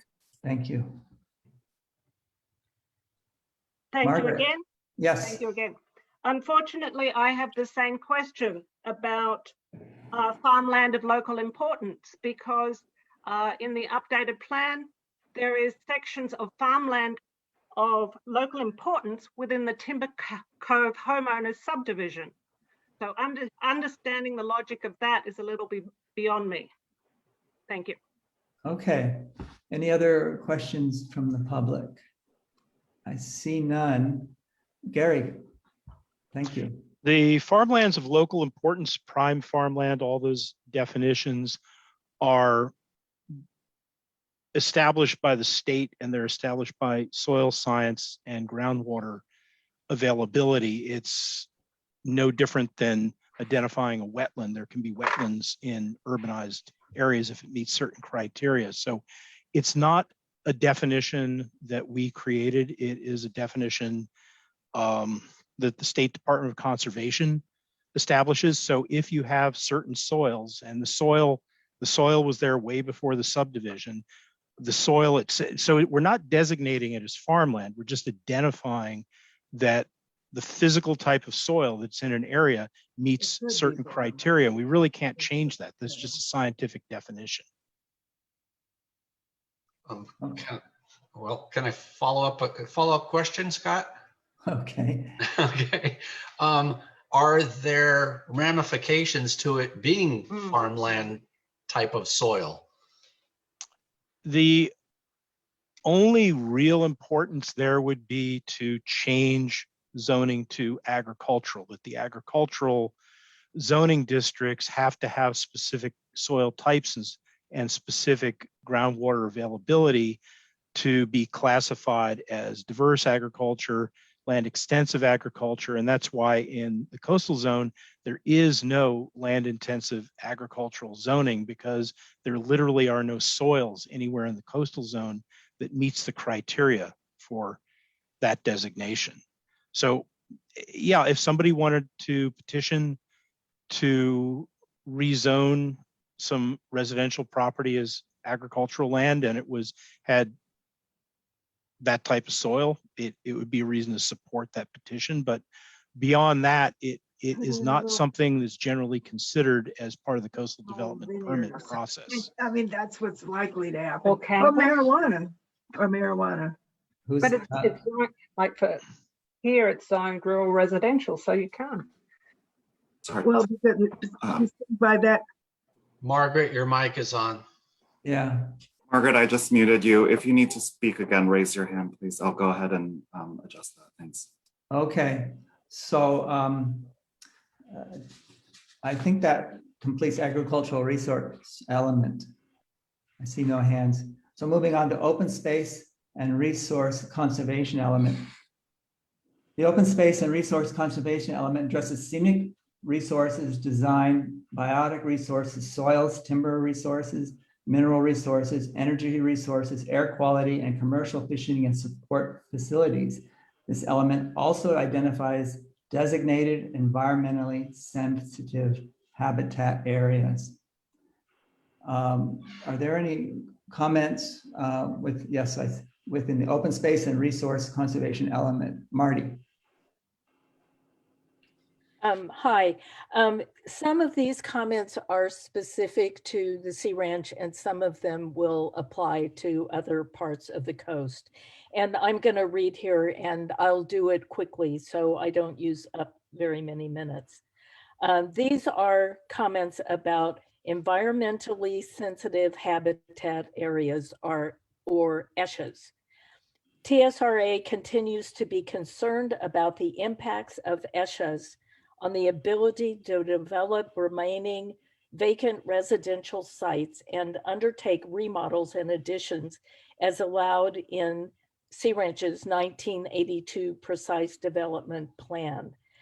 We appreciate the above referenced proposed policies, and that is policies 5B10 and also from the land use area CLU4. That attempt to address these concerns and are intended to resolve ESHA impacts that could constitute a taking, and that's a legal term, and CLU4, which proposes to develop a manual that guides project review process roles, responsibilities, and steps. The efficacy of these policies will be largely dependent on their implementation, including careful consideration regarding the cost of mitigation or project limitations imposed, and also the process by which such a solution would be developed. And Community Manager Merchant goes on to say that she encourages the county to involve the Sea Ranch Association and other stakeholders in defining these processes and working on this manual that would resolve the practical implications of the ESHAs that have been defined. Okay, thank you. Beth. And I'd like to say also that in this section, the person on our team responsible for this section has completed her extensive review. And she says that with a couple of minor exceptions, all of our comments and recommendations we made in November of 2019 have been ignored. Okay, thank you. Beth? Yes, my comment is more a question regarding the completeness of the ESHA maps. I'm hearing they're a bit of a moving target. And are they, Gary, in fact, complete? Well, why don't you answer that quick? Yes or no? The an ESHA map is a dynamic map that habitat areas and wildlife don't stay in fixed locations. And ESHA is defined by two things. There's the mapping, and the mapping is by design generalized and larger than where we know occurrences to be right now. There is also a set of definitions in the open space element, and at the end of the day, that establishes the criteria. So the way it would work is, if you're in a mapped ESHA area, it just says you have to consider the impact in ESHA. There's a possibility that it's there, and you have to evaluate the site. If there's nothing on the site, then it has zero effect on you developing your land. If you do find something, that is the point of the criteria-driven part of the ESHA policy, which is it's got to be one of those things. If it is, then it is ESHA, and impacts have to be mitigated. If it's not, then once again, you can go forward with your development. But it's just really important to understand that these are natural resources. They're not property lines. They don't stay at a fixed location on planet Earth. And they're going to move a lot with climate change. A lot of these plant communities are going to die off and reestablish themselves. Habitat areas are going to move. So the thing to recognize is that the map is not the end. The map is just a beginning point in protecting natural resources on the coast, which is the highest priority of the Coastal Act. Okay, thank you. Thank you. Thank you. I wanted to comment. The air resources, wildfire pollutants are controlled by fuel management and suppression. I want to emphasize the need to create permit exemptions for fuels management parallel in design to the CalFire exemptions next door to the coastal zone. They provide a window of which fuel management can be maintained as a property owner without requiring permits. And that's defined by them and gives space for the property owner to create safe space. I want to just emphasize that we need that. Beth, your hand is still up. Is it? Oh, I'm sorry. Okay. I thought it was my hand up or somebody else's. I was going to raise. Well, I want to see if there's anyone. Is there anyone in the public that wants to comment? I'm seeing hands. Jason or Leo? I can go ahead and do it. So first we have Kristen Herring, followed by Susan Rudy. Kristen, I'm going to go ahead and allow you to talk. You need to unmute yourself. Thank you. My name is Kristen Herring. I am concerned that some provisions in the open space and resource conservation element conflict with the goal of promoting coastal access. And to get these into the record, I'll read the examples quickly, and I'm submitting these by email to the LCP team.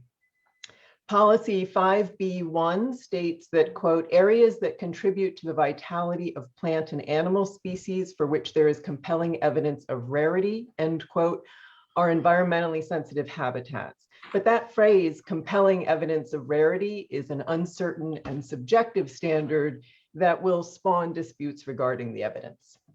Policy 5E3 states, quote, public access to offshore rocks and onshore nesting/rookery areas used by seabirds to breed or nest, or which provide habitat for seals and sea lions shall be prohibited, end quote. And that's the run-on as it is. And by addressing bird nesting and seal rookery areas that, quote, provide habitat for seals, the provision prohibits human access along the entire coast, even when seals are not pupping and birds not nesting. Similarly, 5E5, that policy number, states, quote, disturbance of marine mammal haul-out grounds shall be prohibited, and recreational activities near these areas shall be limited to passive recreation, and disturbance of areas used by harbor seals and sea lions shall be avoided, end quote. Because there's not a definition of disturbance or of passive recreation, that provision could be construed to prohibit human activity near a haul-out ground. And finally, policy 5E6 encourages a State Department to develop a plan for managing marine mammal haul-out grounds. That provision should acknowledge that there are many suitable haul-out grounds. And just, I'll wrap up in short to say that my fear is that the LCP provisions regarding marine mammals and birds may eclipse the very important goal of coastal accessibility. And thank you. Susie.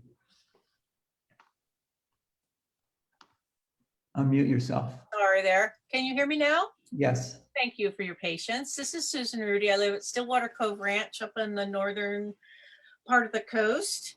I just have a general comment regarding just an observation, I guess. So much of the directions for open space and conservation have to do with protection of specimen trees, view sheds, vegetation, and as you know, between Fort Ross and Salt Point, all of the trees are dying, and with climate change, our trees are going away, and our view sheds will look extremely different. And I don't feel that perhaps the LCP is dealing with that appropriately. I don't think it's been thought of. Just a comment. Thank you. Thank you. And Leo? We have Margaret Graham next. Margaret, go ahead. You can speak. Unmute you. Yeah. Thank you. I want to specifically address the area encouraging visiting serving development, policies C-LU6H to 6N. These specify and target particular private businesses and put in policy as to whether these businesses can expand, should expand or contract. In the particular case of Timber Cove Resort, which was previously Timber Cove Inn, which is the policy has limiting expansion of the Timber Cove Inn. We have had discussions with the county about why this policy was initially set in place back in 1980. And it was because of a disgruntled community member not liking the way that the hotel was managed. And so since then, there is a specific policy to put in that limits expansion of Timber Cove Inn. Ocean Cove is also limited in expanding. All other areas support the encouraging visiting, serving development of the plan. I personally don't believe that there is a right to decide which private businesses should be allowed to expand or not. Definitely, they should. Any development should conform to the CEQA limitations. Thank you. Thank you, Margaret. Thanks, Margaret. That's all of the speakers who have their hands up, but there are 2 questions in the Q&A that are relevant. So Scott, should I just go ahead and read them into the record? Yes, please. Okay, so the first one is from Matt Green. and they're in reference to C-OSRC-7 and C-OSRC-9A. The current language within the LCP states that an exemption may be developed to do fuels reduction within the CZ. This is unnecessary as exemptions already exist under CalFire and the Board of Forestry. We need the language to be changed within the LCP to remove the term timber harvest plan and more broadly allow landowners to utilize all CalFire exemptions. THP doesn't equal CalFire exemptions in state law. In addition, there should be allowances for any landowners implementing CalFire fuels reduction grants and RCS grants, RCD grants, to work within the coastal zone under an exemption. Otherwise, we have no mechanism outside of a full timber harvest plan, which costs upwards of $50,000 or more, or a coastal development permit. Both of these options are massively expensive and prohibitive. And then the comment from Rue, thanks for extending review time. It is a large document that, because of the changes in language and formatting, requires that we begin again from the beginning. You know how long so many of us have been engaged, so likely recognize our desire to be able to provide thorough review and comments. Thank you. I think, Gary, you're up. Okay, well, a lot. You know, and perhaps, so I'd like to address the fire fuel reduction issue first, because this is something that we spent a lot of time working with the commission and with CalFire Board of Forestry in identifying a program that would, you know, create a programmatic permit so that once the program is established, that you don't need a coastal development permit to do any fire fuel management, as long as what you're doing is consistent with the plan. Santa Cruz, Monterey, and Ventura County have these plans. It has a funny name. It's called the Forest Health and Fire Resilience Public Works Plan. That's the official name. It has nothing to do with the Public Works Department. It is, I guess, because it's a public work.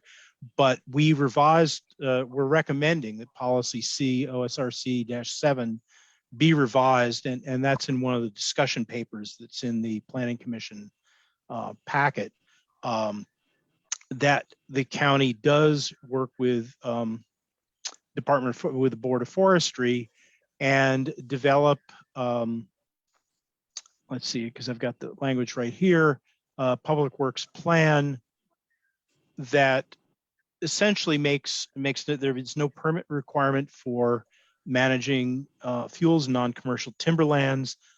There's no permit required for managing defensible space around existing structures. So that's the goal of the revised plan. And it is, we checked with the Coastal Commission, this is consistent with Coastal Act Section 30605, but it's a major change to that particular program in the LCP. So I apologize, you know, for the short review time, and perhaps folks didn't get a chance to read the policy option papers at this point, but we certainly recognized this shortcoming and are recommending a complete revision of that program. So I hope that answers that. And was there another, let me go back to my notes here. I believe, I know at least with Ocean Cove, we removed, you know, specific restrictions there. Do you have a policy number that is where Timber Cove is called out? Because I'd like to look that up. I don't recall us leaving that in, and if I did, then Cecily and I will certainly take a second look at it. That's Margaret. Yeah, Margaret, do you know what policy it is in the open space element?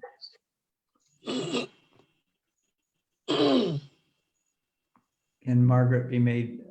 Yeah. Go ahead, Margaret. Yes, it's policy number C-LU-61. Okay, I'm sorry. That's because we're on the open space element. I was trying to find it in the so I was trying to find it in the open space element.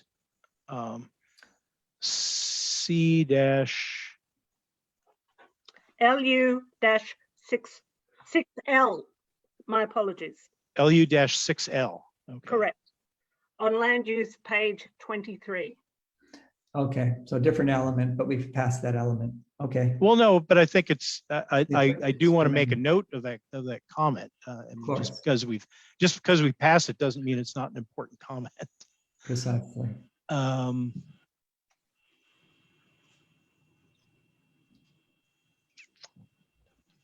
My apologies, Chairman, for messing around the different elements. That's okay. The process is moving along well. Thank you, everybody. Well, that is something to bring up to the Planning Commission, and the Planning Commission does the final recommendation here. Okay. There's one follow-up from Matt Green in the Q&A. It says 150-foot fire exemptions, 300-foot fire exemptions, and forest fuels fire exemption are some of the existing exemptions that some would use and already exist. The public work process is different and relies on the CalVTP process only. This is only for public projects. Without, we have a registered forester on our staff who developed this, and I actually don't, this is not my area of expertise. So Robert feels that this adequately addresses that, and certainly we can happy to have that discussion, but I don't have the background really to discuss that particular issue. Okay. Paul, did you have your hand up again? I did. I was just going to say, I really encourage Matt Green to move forward with his comments at the next in-person review. On Monday. Right. Yeah, Matt Green's our resident forester and very involved in our fuels efforts. Okay, anything more, Gary? Okay. I believe I answered the questions, and if I didn't, tell me. So let's see, we're on to, I lost track. Do we, public access? Element. This element describes in general the public and private parks, trails, and other recreational facilities on the Sonoma County coast. The element describes the types of facilities in the coastal zone, the methods and priorities for acquisition of facilities, the public access plan, the allowable uses of public access facilities. So any questions for public access element from the council and alternates? I see Beth's hand. Beth? Thank you. I do have some comments. If you go to the public access maps, in particularly sub-area 10, it is showing some access point trailheads that don't exist. And one of them in particular, two of them in particular are on private property with no access to the public. This is already causing problems for people, particularly access K1. That's somebody's driveway. And people have been assuming they can get to the Estero from there. That's a driveway on Highway 1. K5, I'm not sure if that is the potential Bordessa access, but this is indicating that it is a current access. K3 and K4, and please correct me, Gary, if I am wrong, but aren't those in Marin County? I do not believe that those are even Sonoma County access points. And if they're in Marin County, I don't believe we have any jurisdiction or should be showing them on our maps. K2 is a particular concern because to get to the access point K2, you'd have to trespass across several people's private properties. Okay, thank you. Any other council member comments on public access element? Seeing none. Any public comment, please raise your hand or message? Gonna go ahead and let Margaret speak. Yes, please. You unmute yourself, Margaret. Margaret, I think I hit mute right when you were unmuting. Oh. Will you do it again? There you go. I think we're good. Yes. Yes. Okay, thank you. I follow on from Beth's comments, but with reference to figure C-PA-1E for the Timber Cove area, specifically points E9 to E11. And my concern that these access points are on private property, and there has been no conversation with the property owners about placing these public access points where they are. So that's it. Okay, thank you. Any other public comment? Okay, Gary.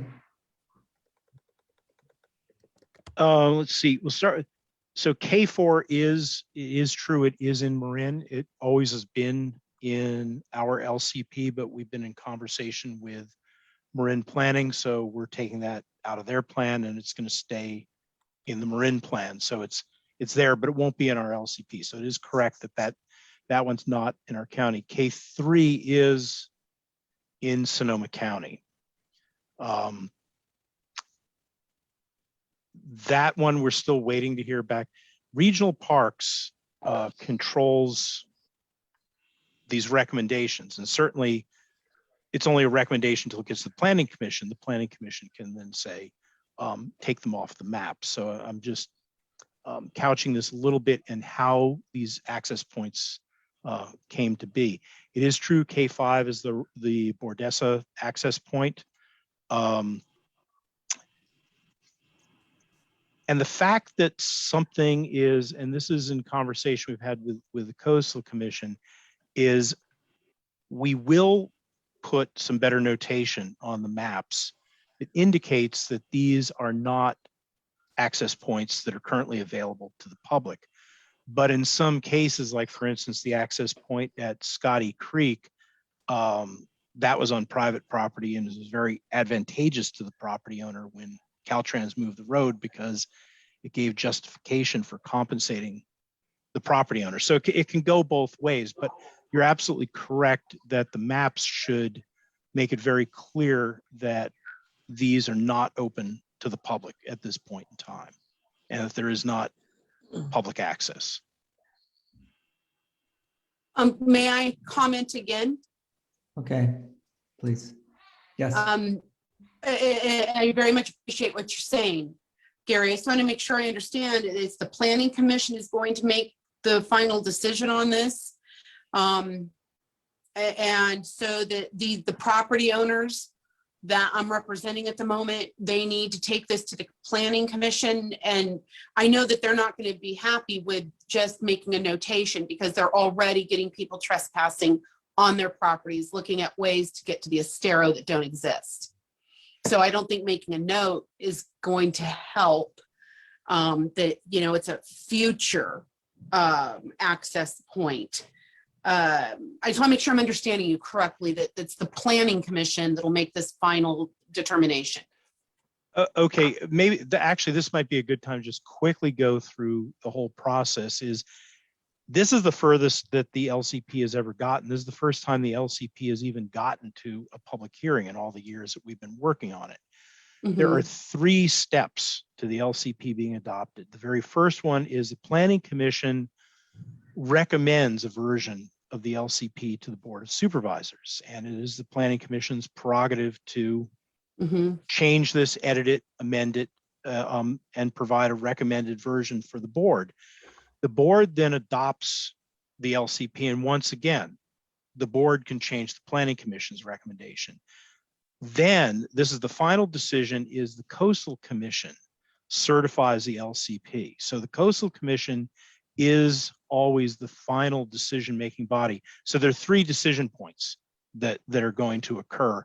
And, you know, just want to make it clear, this is currently the recommendation from Regional Parks and this is the whole point of a public process, is to vet these things. And if they shouldn't, if the commission feels they shouldn't be on the map, then they won't be on the map. But conversely, if the Coastal Commission feels that they should be on the map, the commission does have the authority to put them on the map. Okay. But it's very important that to attend the Coastal Commission hearing, advocate for your position. I mean, Okay. I think it's our role, staff's role in this, is to just kind of neutrally be the messenger for the information, not necessarily to. Yeah, we're supposed to provide as neutral possible analysis to the Planning Commission so they can make an informed decision on their recommendation to the Board of Supervisors. And that's why it's a public process, is so that the public can provide their input as well. I think Eric might Thank want to you. speak to this as well. Thank you. Eric could speak to it better than me. There you go. Thank you. Go ahead, Eric. Actually, I have a question for Gary regarding the regional parks role. I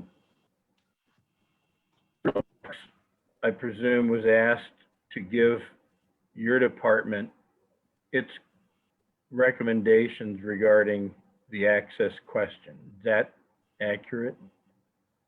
That is accurate, and we have passed on the landowners' concerns and our analysis of why maybe some of these points should be removed. At the end of the day, though, they're the department that makes that recommendation.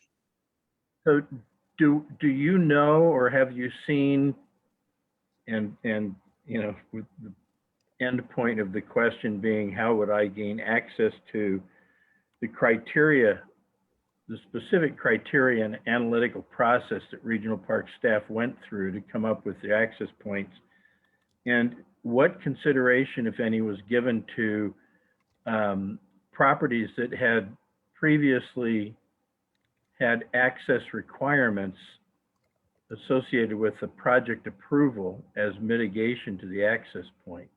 Was any of that looked at by regional parks, or how does that get reconciled? You know? I do, once again, I don't want to speak for another department, but we've worked closely with them on this issue. To answer your second question, is where public access has been required as a condition of development, those access points were considered. And so, yes, some of those may be on private property, but that was a condition of approval for coastal development. So that access point remains. The criteria for selecting the other access points, you'd really have to talk to Bert and his staff on how they do that. And I'm going to encourage them to attend Monday's meeting so that you can ask them that question.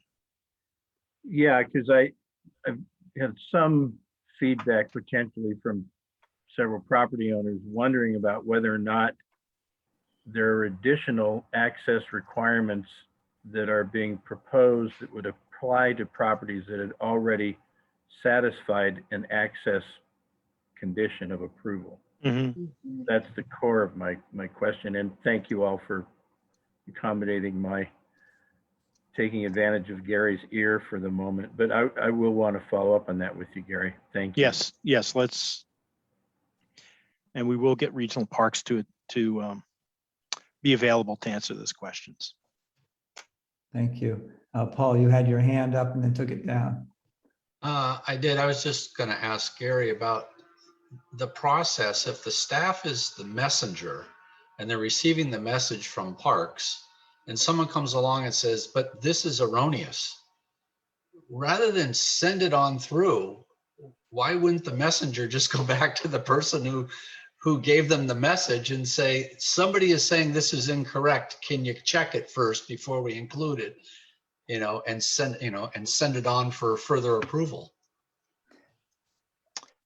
I would like to have parks answer that question, because the answer is each one of these access point issues really has a different set of moving parts to it. I mean, the Bodega access point is a particularly complicated issue compared to the other ones, simply because it involves an open space easement. It just involves a lot of things. Other ones like the one in Marin, that one is simple. We have a letter from the Marin Planning Department requesting that we withdraw it, and that's staff's recommendation is to take it. It's not in our county. That's the other end of the spectrum. That's a very easy recommendation to make. The other ones are not as clear. And the property owners feel it's clear and Parks feels it's clear, and that's the point of a public hearing, is to work that out. So Gary, have the property owners and Parks already met regarding these issues? Let's try not to get into a dialogue at this point. Okay, yes. I mean, no, the answer to that is no, but yeah, yes, I agree. Please feel free to contact me. But by the way, I am available the rest of this week. My contact information is on the public notice, and happy to meet with anybody about any issues on the LCP between now and the hearing, or after the hearing for that matter. Okay, thank you. As we're done with 4 elements, and it is 7:30, but I have a feeling we're doing quite well, and I suggest we keep motoring through. Is there any objection to that in the council? Get 1 thumbs up and no thumbs down. Okay, let's keep going. Water resources element. Water resources is a new element developed in recognition of the importance of water to the environment, economic stability, agricultural protection, and overall quality of life of Sonoma Coast residents. Policies address such subjects such as surface water, groundwater, water conservation and reuse, public water systems, and water quality. Does the council have any comments in the water resources element? Please raise your hand. Seeing none, is there anyone in the public that would like to comment on the water resources element? Seeing none, Gary, would you like to comment on the water resources element? I guess it's good that there's been no comment. We felt this was a very important element to add to the LCP, that water resources really needed special consideration. And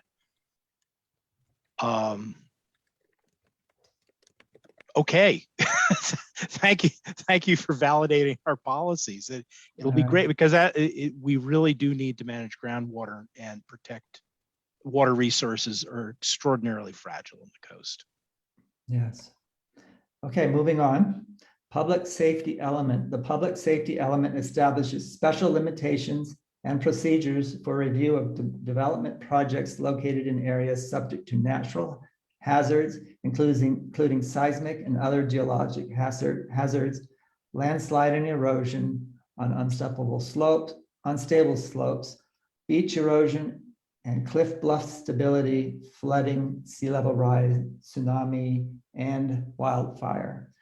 Are there any council comments on the public safety element?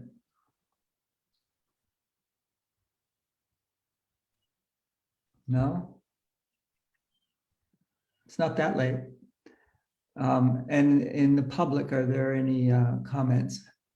And is there anything on Facebook? I see one hand. Go ahead and recognize Margaret. You're muted. Thank you. I gave you a break on water.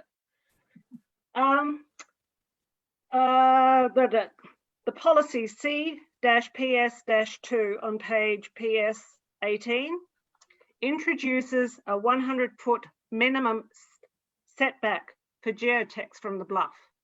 Currently, there is no minimum set, but it requires a very comprehensive geotechnical report to ascertain the climate change and impacts upon the bluff for a particular parcel.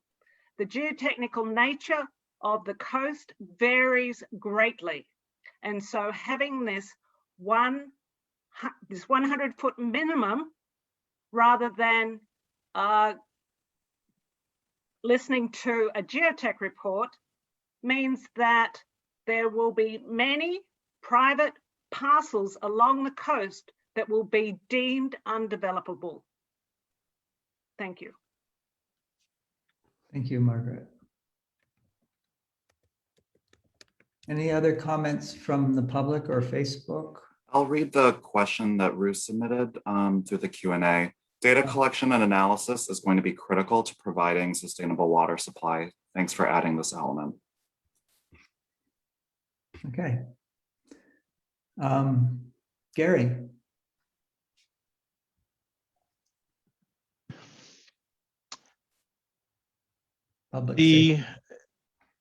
I'm getting to that exact policy because our experience has been that most often the geotechnical reports allow development and put people at risk and things fail. That climate change and sea level rise are really changing the nature of construction right at the interface between the Pacific Ocean and Sonoma County. Because I'm pretty sure that we still, hang on. Margaret, could you just refer me to the correct page again, please?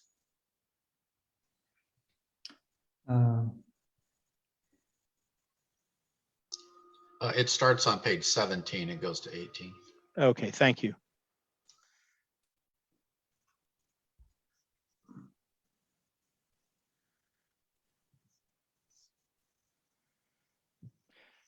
Well, no, because it's clear that if it can be reasonably assured that it'll be stable for the economic life of the development, that you can do it. But basically, we're trying to avoid another Gleason Beach in the Sonoma Coast.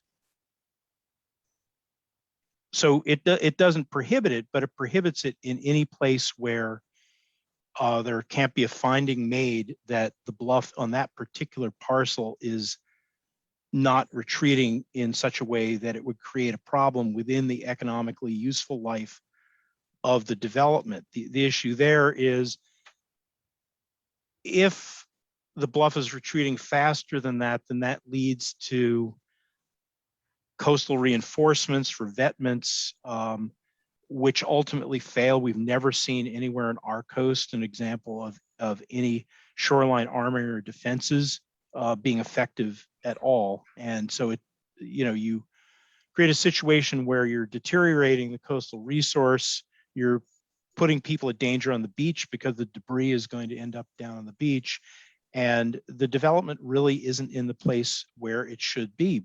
But if an engineering analysis makes the determination that a particular bluff doesn't require a 100-foot setback, this policy would still allow you to develop it. It won't let you develop in an area where the bluff is retreating quickly.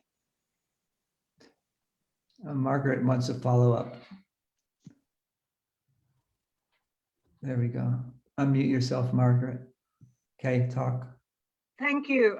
So Gary, you are confirming that if a geotechnical report under the updated LCP, that if a geotech report which conforms to the requirements of a geotech report set out by the Coastal Commission themselves, recommends a setback of less than 100 feet for the bluff, then that would be allowed, and that the updated local coastal plan does not have a hard 100-foot minimum for a bluff setback.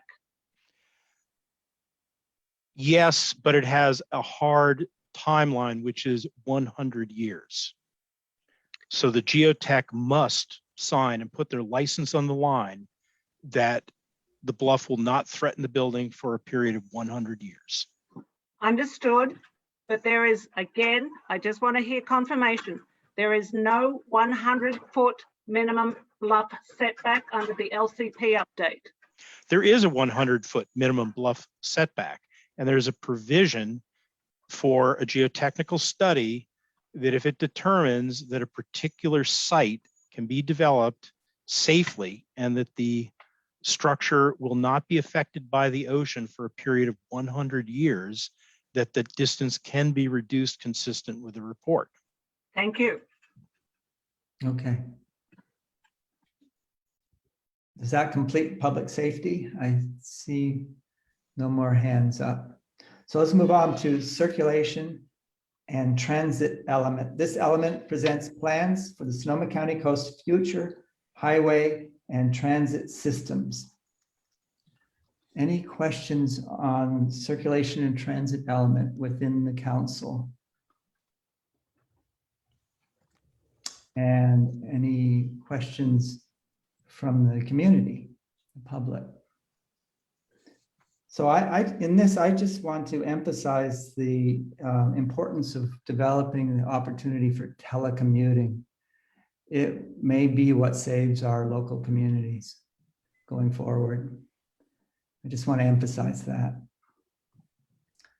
Well, we'll need internet to do that, Scott. We're working on it. So Gary, you're...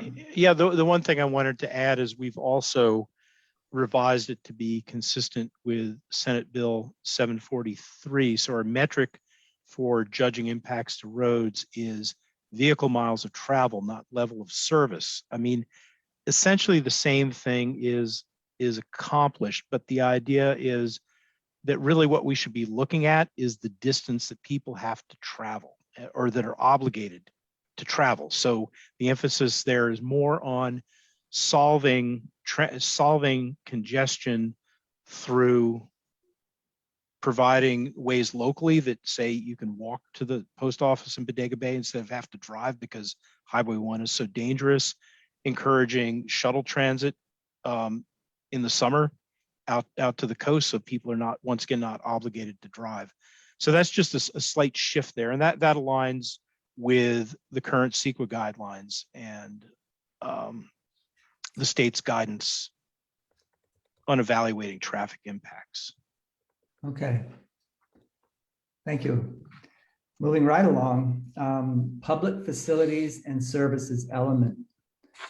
The various public facilities and services which may affect the future development of land on the Sonoma coast are described in this element, including water, wastewater treatment, disposal, parks and recreation, fire protection, law enforcement, and solid waste management. Are there any council comments on public facilities and services element? Okay, I see Brian's hand. Brian, please. So Gary and I spoke a couple of weeks ago about the Bodega Bay fire situation. And there was a letter going back and forth. And I just wanted to thank him for the revisions that he made before in this draft. I think everybody in Bodega Bay was appreciative of those with respect to the Bodega Bay Fire Protection Services. Okay. Any other council members? Okay, I have a comment. Policy CPF 5D identifies, it's about identifying funding opportunities that will require visitor serving uses to provide support to emergency service providers that is proportional to the demand created. And I'm hoping, and if not, it should include regional and state parks. In that description of, it describes the need to support the local services that are impacted heavily by visitors. And where, like in Timber Cove, we're 48, just heavily impacted by the parks visiting traffic. And it's not clear that that park participation in funding is included or not. And it's an important thing for us to in order to support our services that are so heavily impacted. So before I move on to the public, any other council comments? I don't see any public hands raised. Leo, is there anything else? Okay, Gary. Yeah, just to clarify, our intent on CPF 5D is to have a policy that would support leveraging more TOT tax to provide emergency services in the coast. That was specifically why that was included. And I guess staff just saw that as a relatively robust funding source compared to the amount of money that state and regional parks has at their disposal. But we certainly, that's a good recommendation to add that in. But our main purpose here was to make sure that the hospitality industry is contributing their fair share to emergency services. Okay, thank you. Paul, you raised your hand. Paul, did you want to? Yeah, thanks. On page 13, there's a paragraph that starts, fire protection services are highly dependent.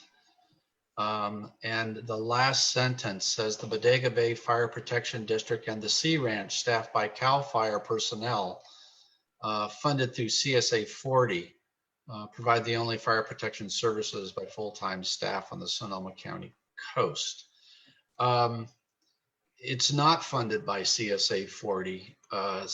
North Sonoma Coast Fire Protection District. Right, yeah.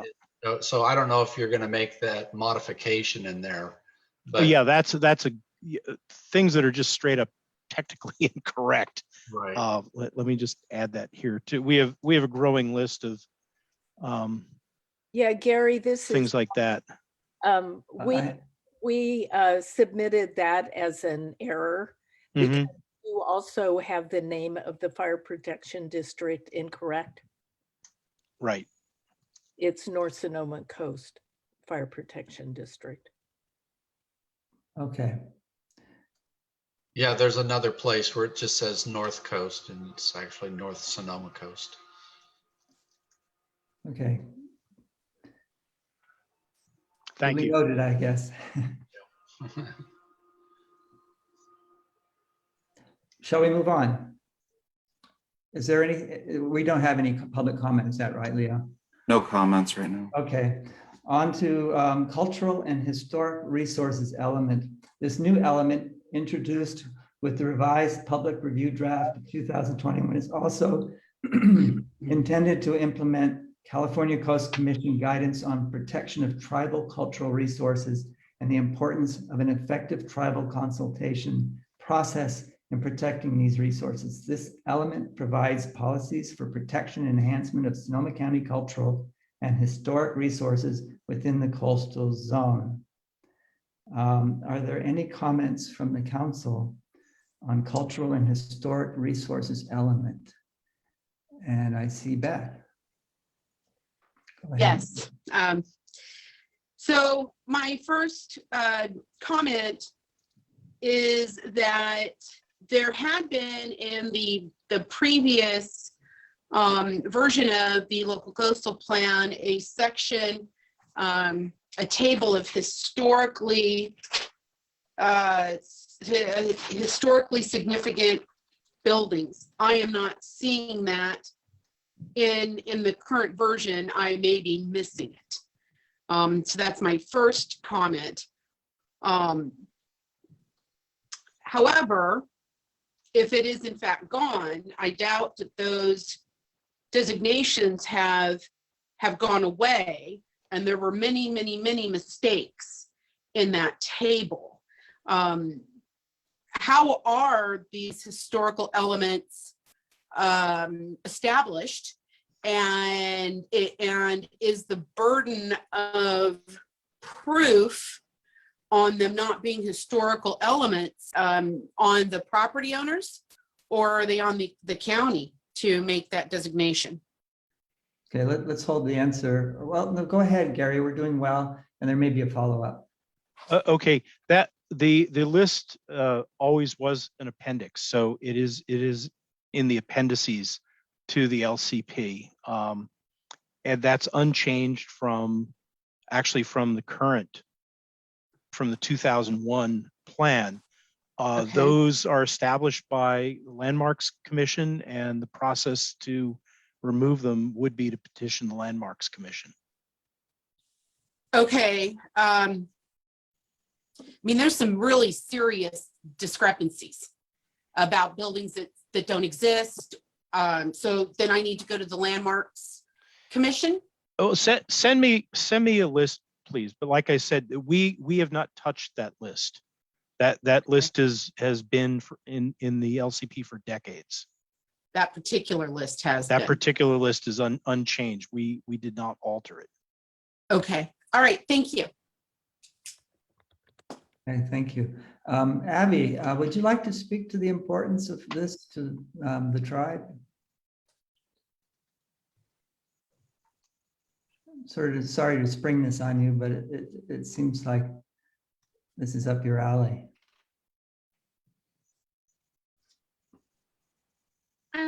Not right now. Okay. This is an important thing, I'll just say, the historical protection. So not seeing any comments or questions from the public. Leo, are there any? There's just one comment in the Q&A. So Rue's emphasizing that tribes should be included in this section. So just highlighting that. Okay. All right. So as promised in the beginning, now that we've finished all the elements and remarkably we made it, I'd like to give a chance for more overview comments. And I'm going to just say that things that sort of transcend individual elements and really speak to more broad issues. Let's see if we can handle that. Any council members wish to speak to that?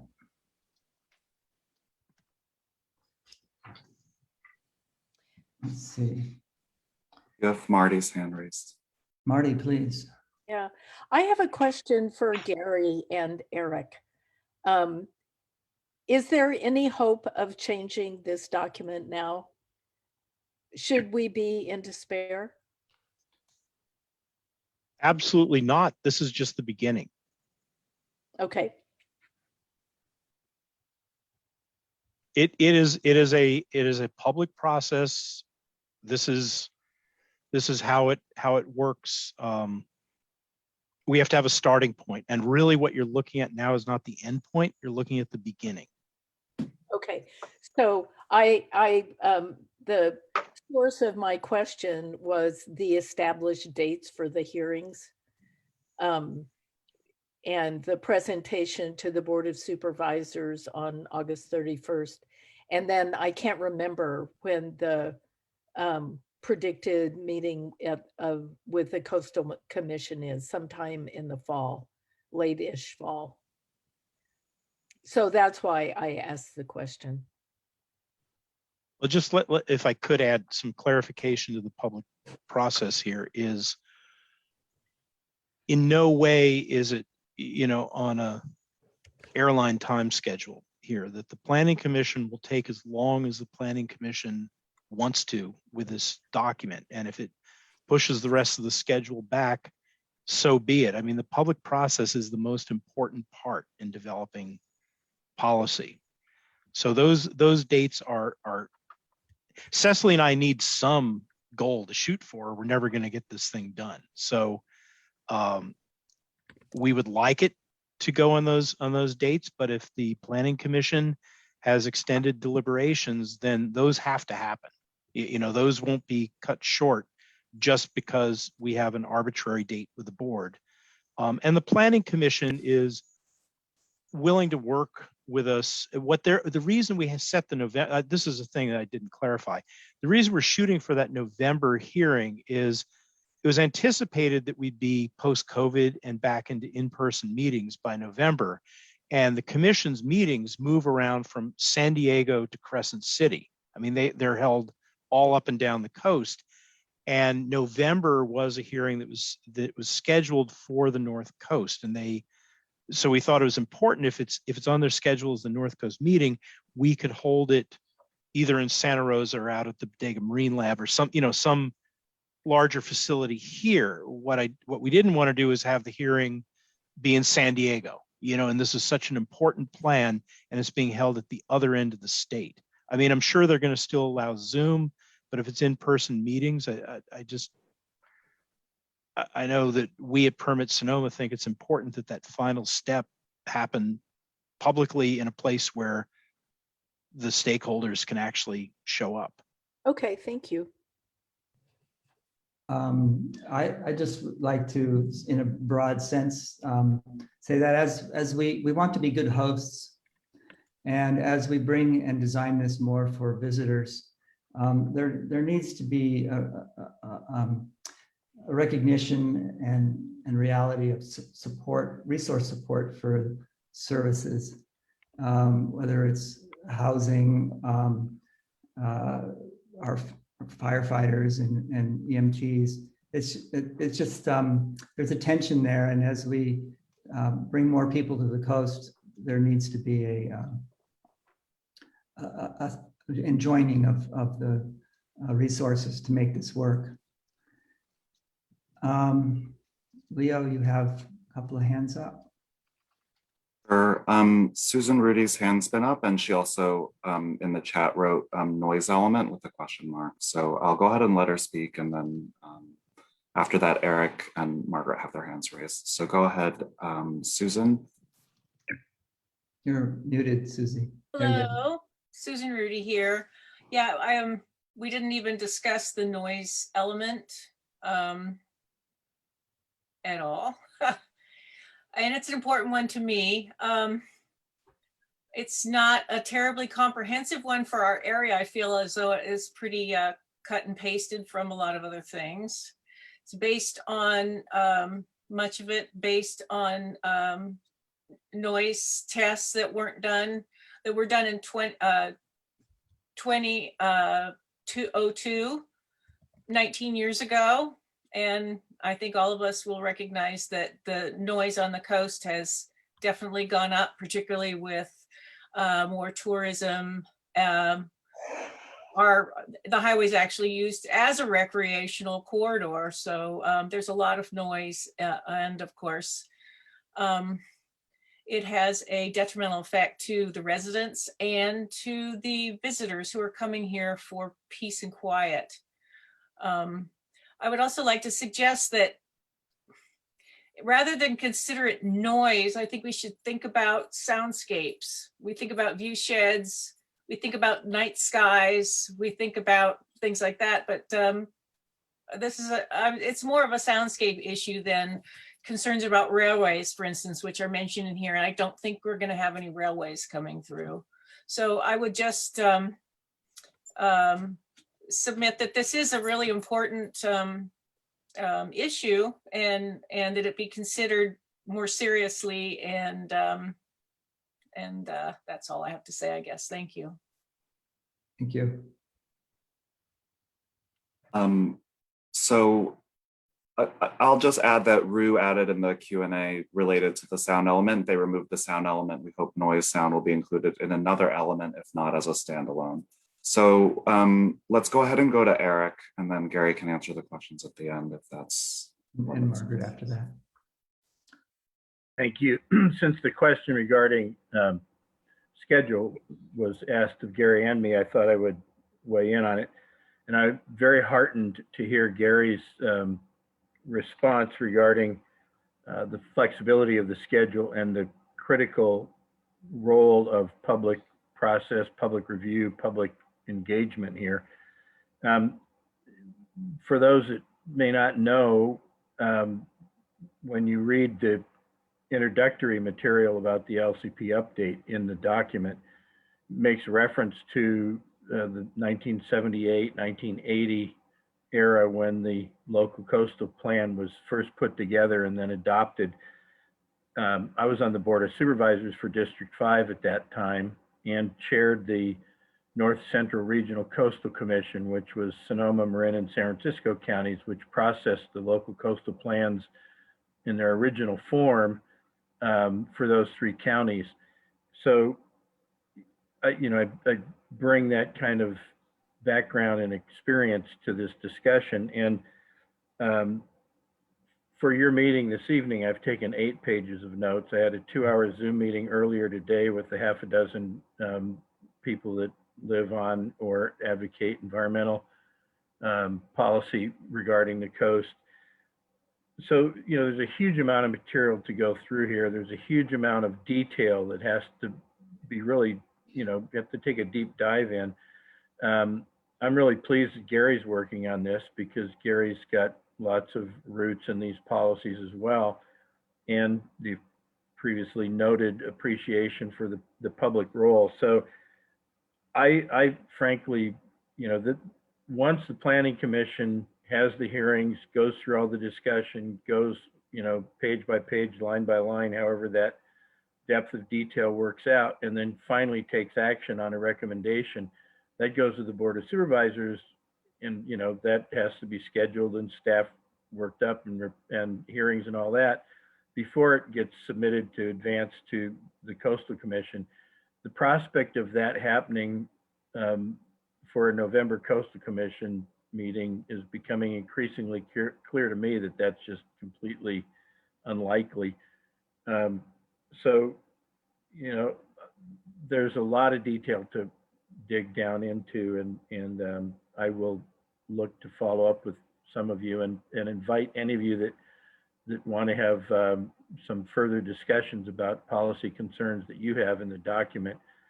I would welcome that. So thank you for the opportunity to sit in this evening. Thank you for attending. Margaret, Leo? Go ahead, Margaret. Thank you all. I'd like to end this with a very general comment pulling from the Coastal Act itself, which I believe that the local coastal plan generally lacks attention to the economic and social well-being of the people of the state, and especially to working persons employed in the coastal zone. I'm talking about people who live here. I'm talking about people who are dependent on work here, who travel long distances to seek medical help, who go to school here. This plan, as stated in the introduction, is for a 20-year period. And these community well-being issues, such as schooling, or as I said, travel times, that's not addressed. There's a lot of variation in the communities along here. So it's many things, one policy does not fit all. And I think there has been a lack of curiosity and interest in our communities that live here on the coast, that are dependent upon this coast in this local coastal plan. And seeing as this is specifically stated in the Coastal Act, I would like to see that developed much more fully in local coastal plans moving forward. I appreciate all the effort that everyone's doing, and I appreciate being able to hear. So thank you very much. Thank you, Margaret. Gary, would you like to respond? Yeah, I'll start with the noise element. And I think as everybody noticed, the noise element, it wasn't just like the general plan noise element. It was literally cut and paste from the general plan. And this is going way back to before 2013. As originally there was a concept that our LCP should literally be a miniature general plan. And we took all the, well, staff at that time took the general plan elements and edited them slightly to make a coastal plan. The noise element was this one that was kind of weird because at the most basic level, it's not something that's addressed in the Coastal Act. There's an awful lot of standards. For instance, getting back to septic systems, is how you design a septic system is not a Coastal Act issue, it's a water board issue.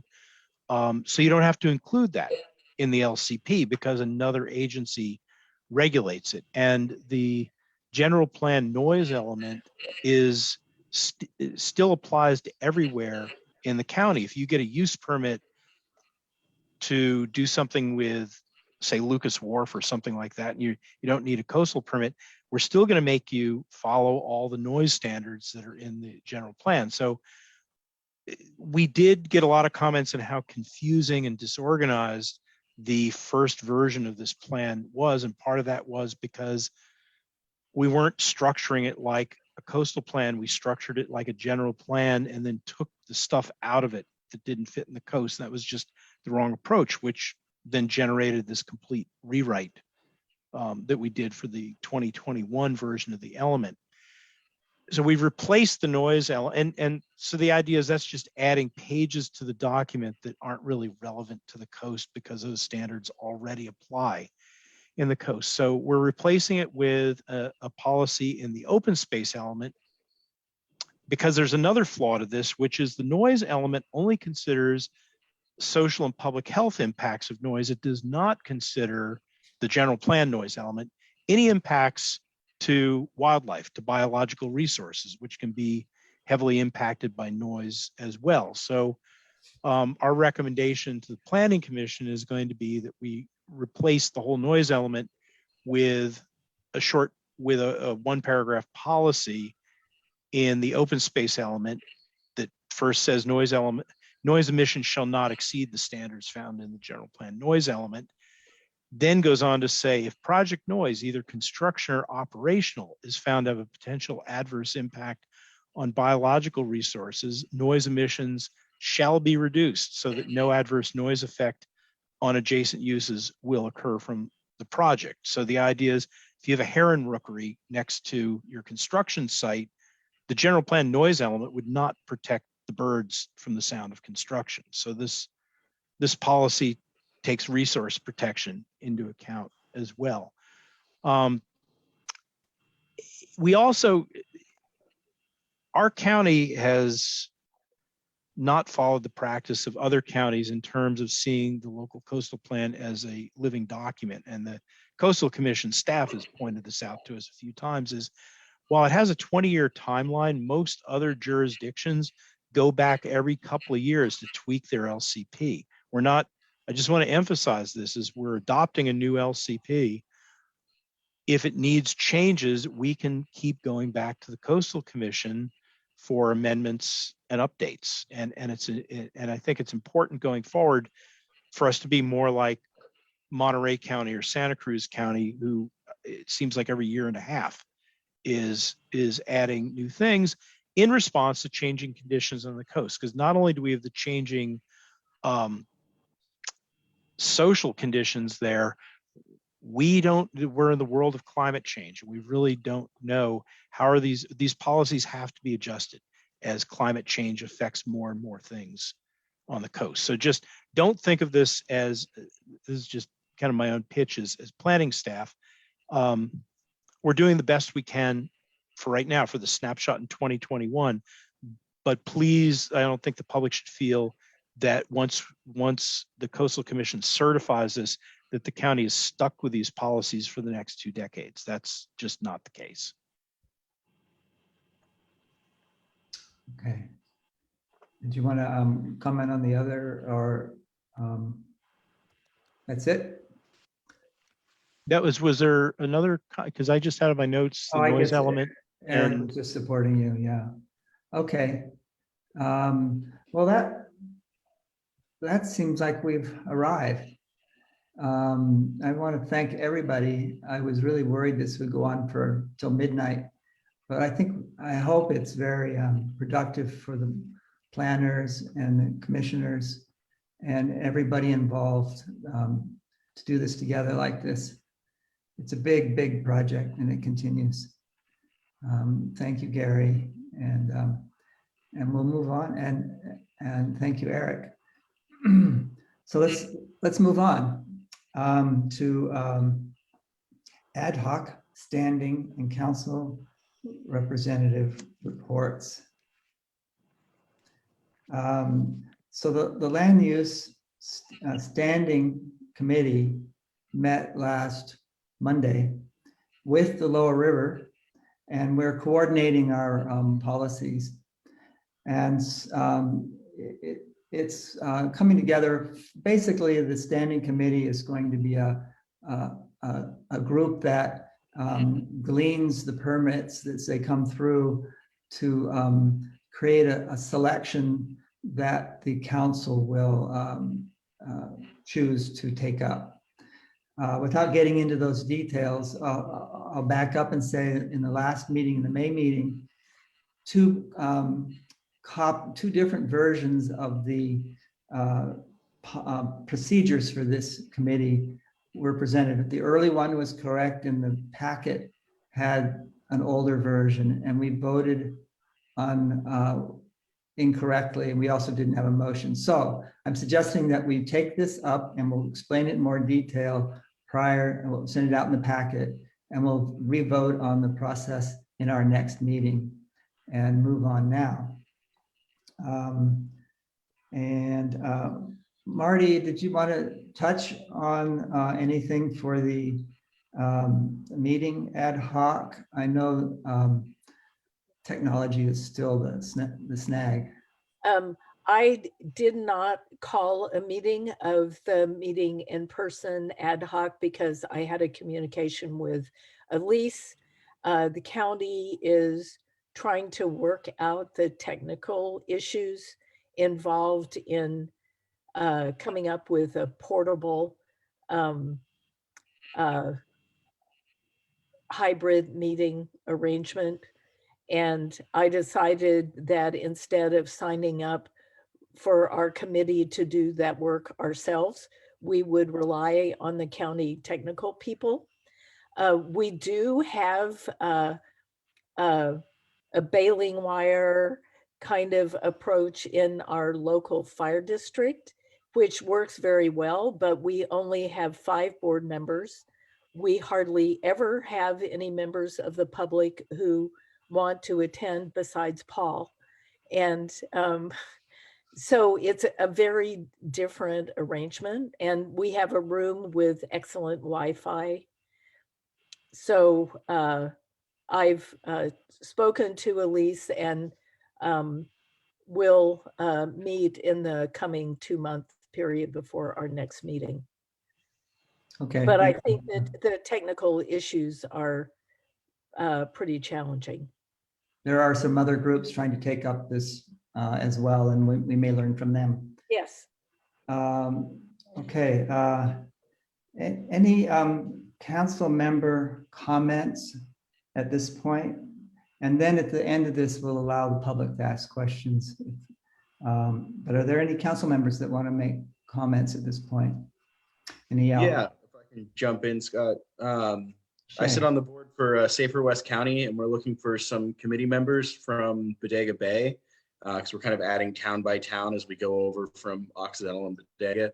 So if anybody is interested in getting involved with Safer West County and making us a little more resilient with fire, flood, and earthquake, please do send me a line, and glad to make some introductions and bring you in. So thank you. Great group. Anyone else? Any alternates even? Okay. So I'll just add that the 12-year effort to get the Salt Point cell tower operative, with at least getting it across the line, turned on last night. And I drove from Salt Point Park to Sea Ranch and had signal the whole way. So there's hope in the world. Great job. So I don't know about South, but I know Timber Cove, some people are getting it, and we'll see. So that's good news. So moving on, staff reports, Elise. I have just one thing to add to all the wonderful information that was shared tonight. Down at the bottom, or at least at the bottom of my screen, is Mary Agneberg. Mary, do you have a video, or is it just your little name there tonight? She is being added to our team, and she's going to be the clerk of the standing committee for land use. Cindy will remain as your awesomeness clerk for the Coast MAC, but Mary will help me with a lot of the background stuff, like putting up Coast MAC things on the computer, and the notes and the newsletters and all those different things. And she has a really detail-oriented background, so she will balance out my strategic brain with her super detailed brain, and we'll be a powerhouse team. So Mary, please introduce yourself a little. Hi there, I'm Mary Agneberg, and I have lived out at the Russian River since 1995. And my background, I was a paralegal, I was a property manager, I was in vacation rental business for, I think it was 12 years. Most recently, I worked at a Chamber of Commerce, and I just changed my job to work at the Humane Society. So I have some part-time hours available to work with you guys and solve some of the problems in the most beautiful place in the world. Welcome. I'm dancing with joy over here. A cell phone tower and a Mary in the same week. Okay. I did offer the community to ask any questions based on comments. If there's anyone quickly that wants to raise their hand and speak to what someone brought up, this is your chance. It is also time to ask for agenda items. And while we wait, are there any new agenda items that people would like to put forward so that we have items to work from for our future agendas? And that's from the public as well. So again, this is one opportunity to put ideas forward. That opportunity exists every day. You can reach out to one of us. You can reach out to Lynda's office. There's any way you want to get it forward. We sit together with Mary and Elise, Mary going forward and Elise, and we look at these and we formulate our agendas rooted in these suggestions. So please bring them forward. I guess there's nothing in the public and nothing more on the council. Cindy, would you like to? Adjournment time. Do you have a motion to adjourn? So moved. Second. Oh, And who was the second? Brooks. Oh, Brooks, great. I thought maybe that was the person next to Shay. There were like 5 seconds. Okay, let me quickly run through. And Shay? Aye. Scott? Yes. Marty? Yes. Paul? Yes. Abby? Yes. Wanda? Yes. Liz? Yes. Brooks? Yes. And Brian? Yes. Okay, so it's 8:18 and we are adjourned. Thank you. Thank you, everybody. Thanks, and sorry for the Thank length. you. We did a lot. Congratulations, Scott. Oh my gosh. Scott, that's so huge. Thank you. Yeah, yeah. We'll start. Long time coming. Really. good Learned a job. lot. Thank you. Okay. Bye all. Thank you all. Bye-bye. Bye. For the coastal burbs. Say bye-bye. Bye-bye.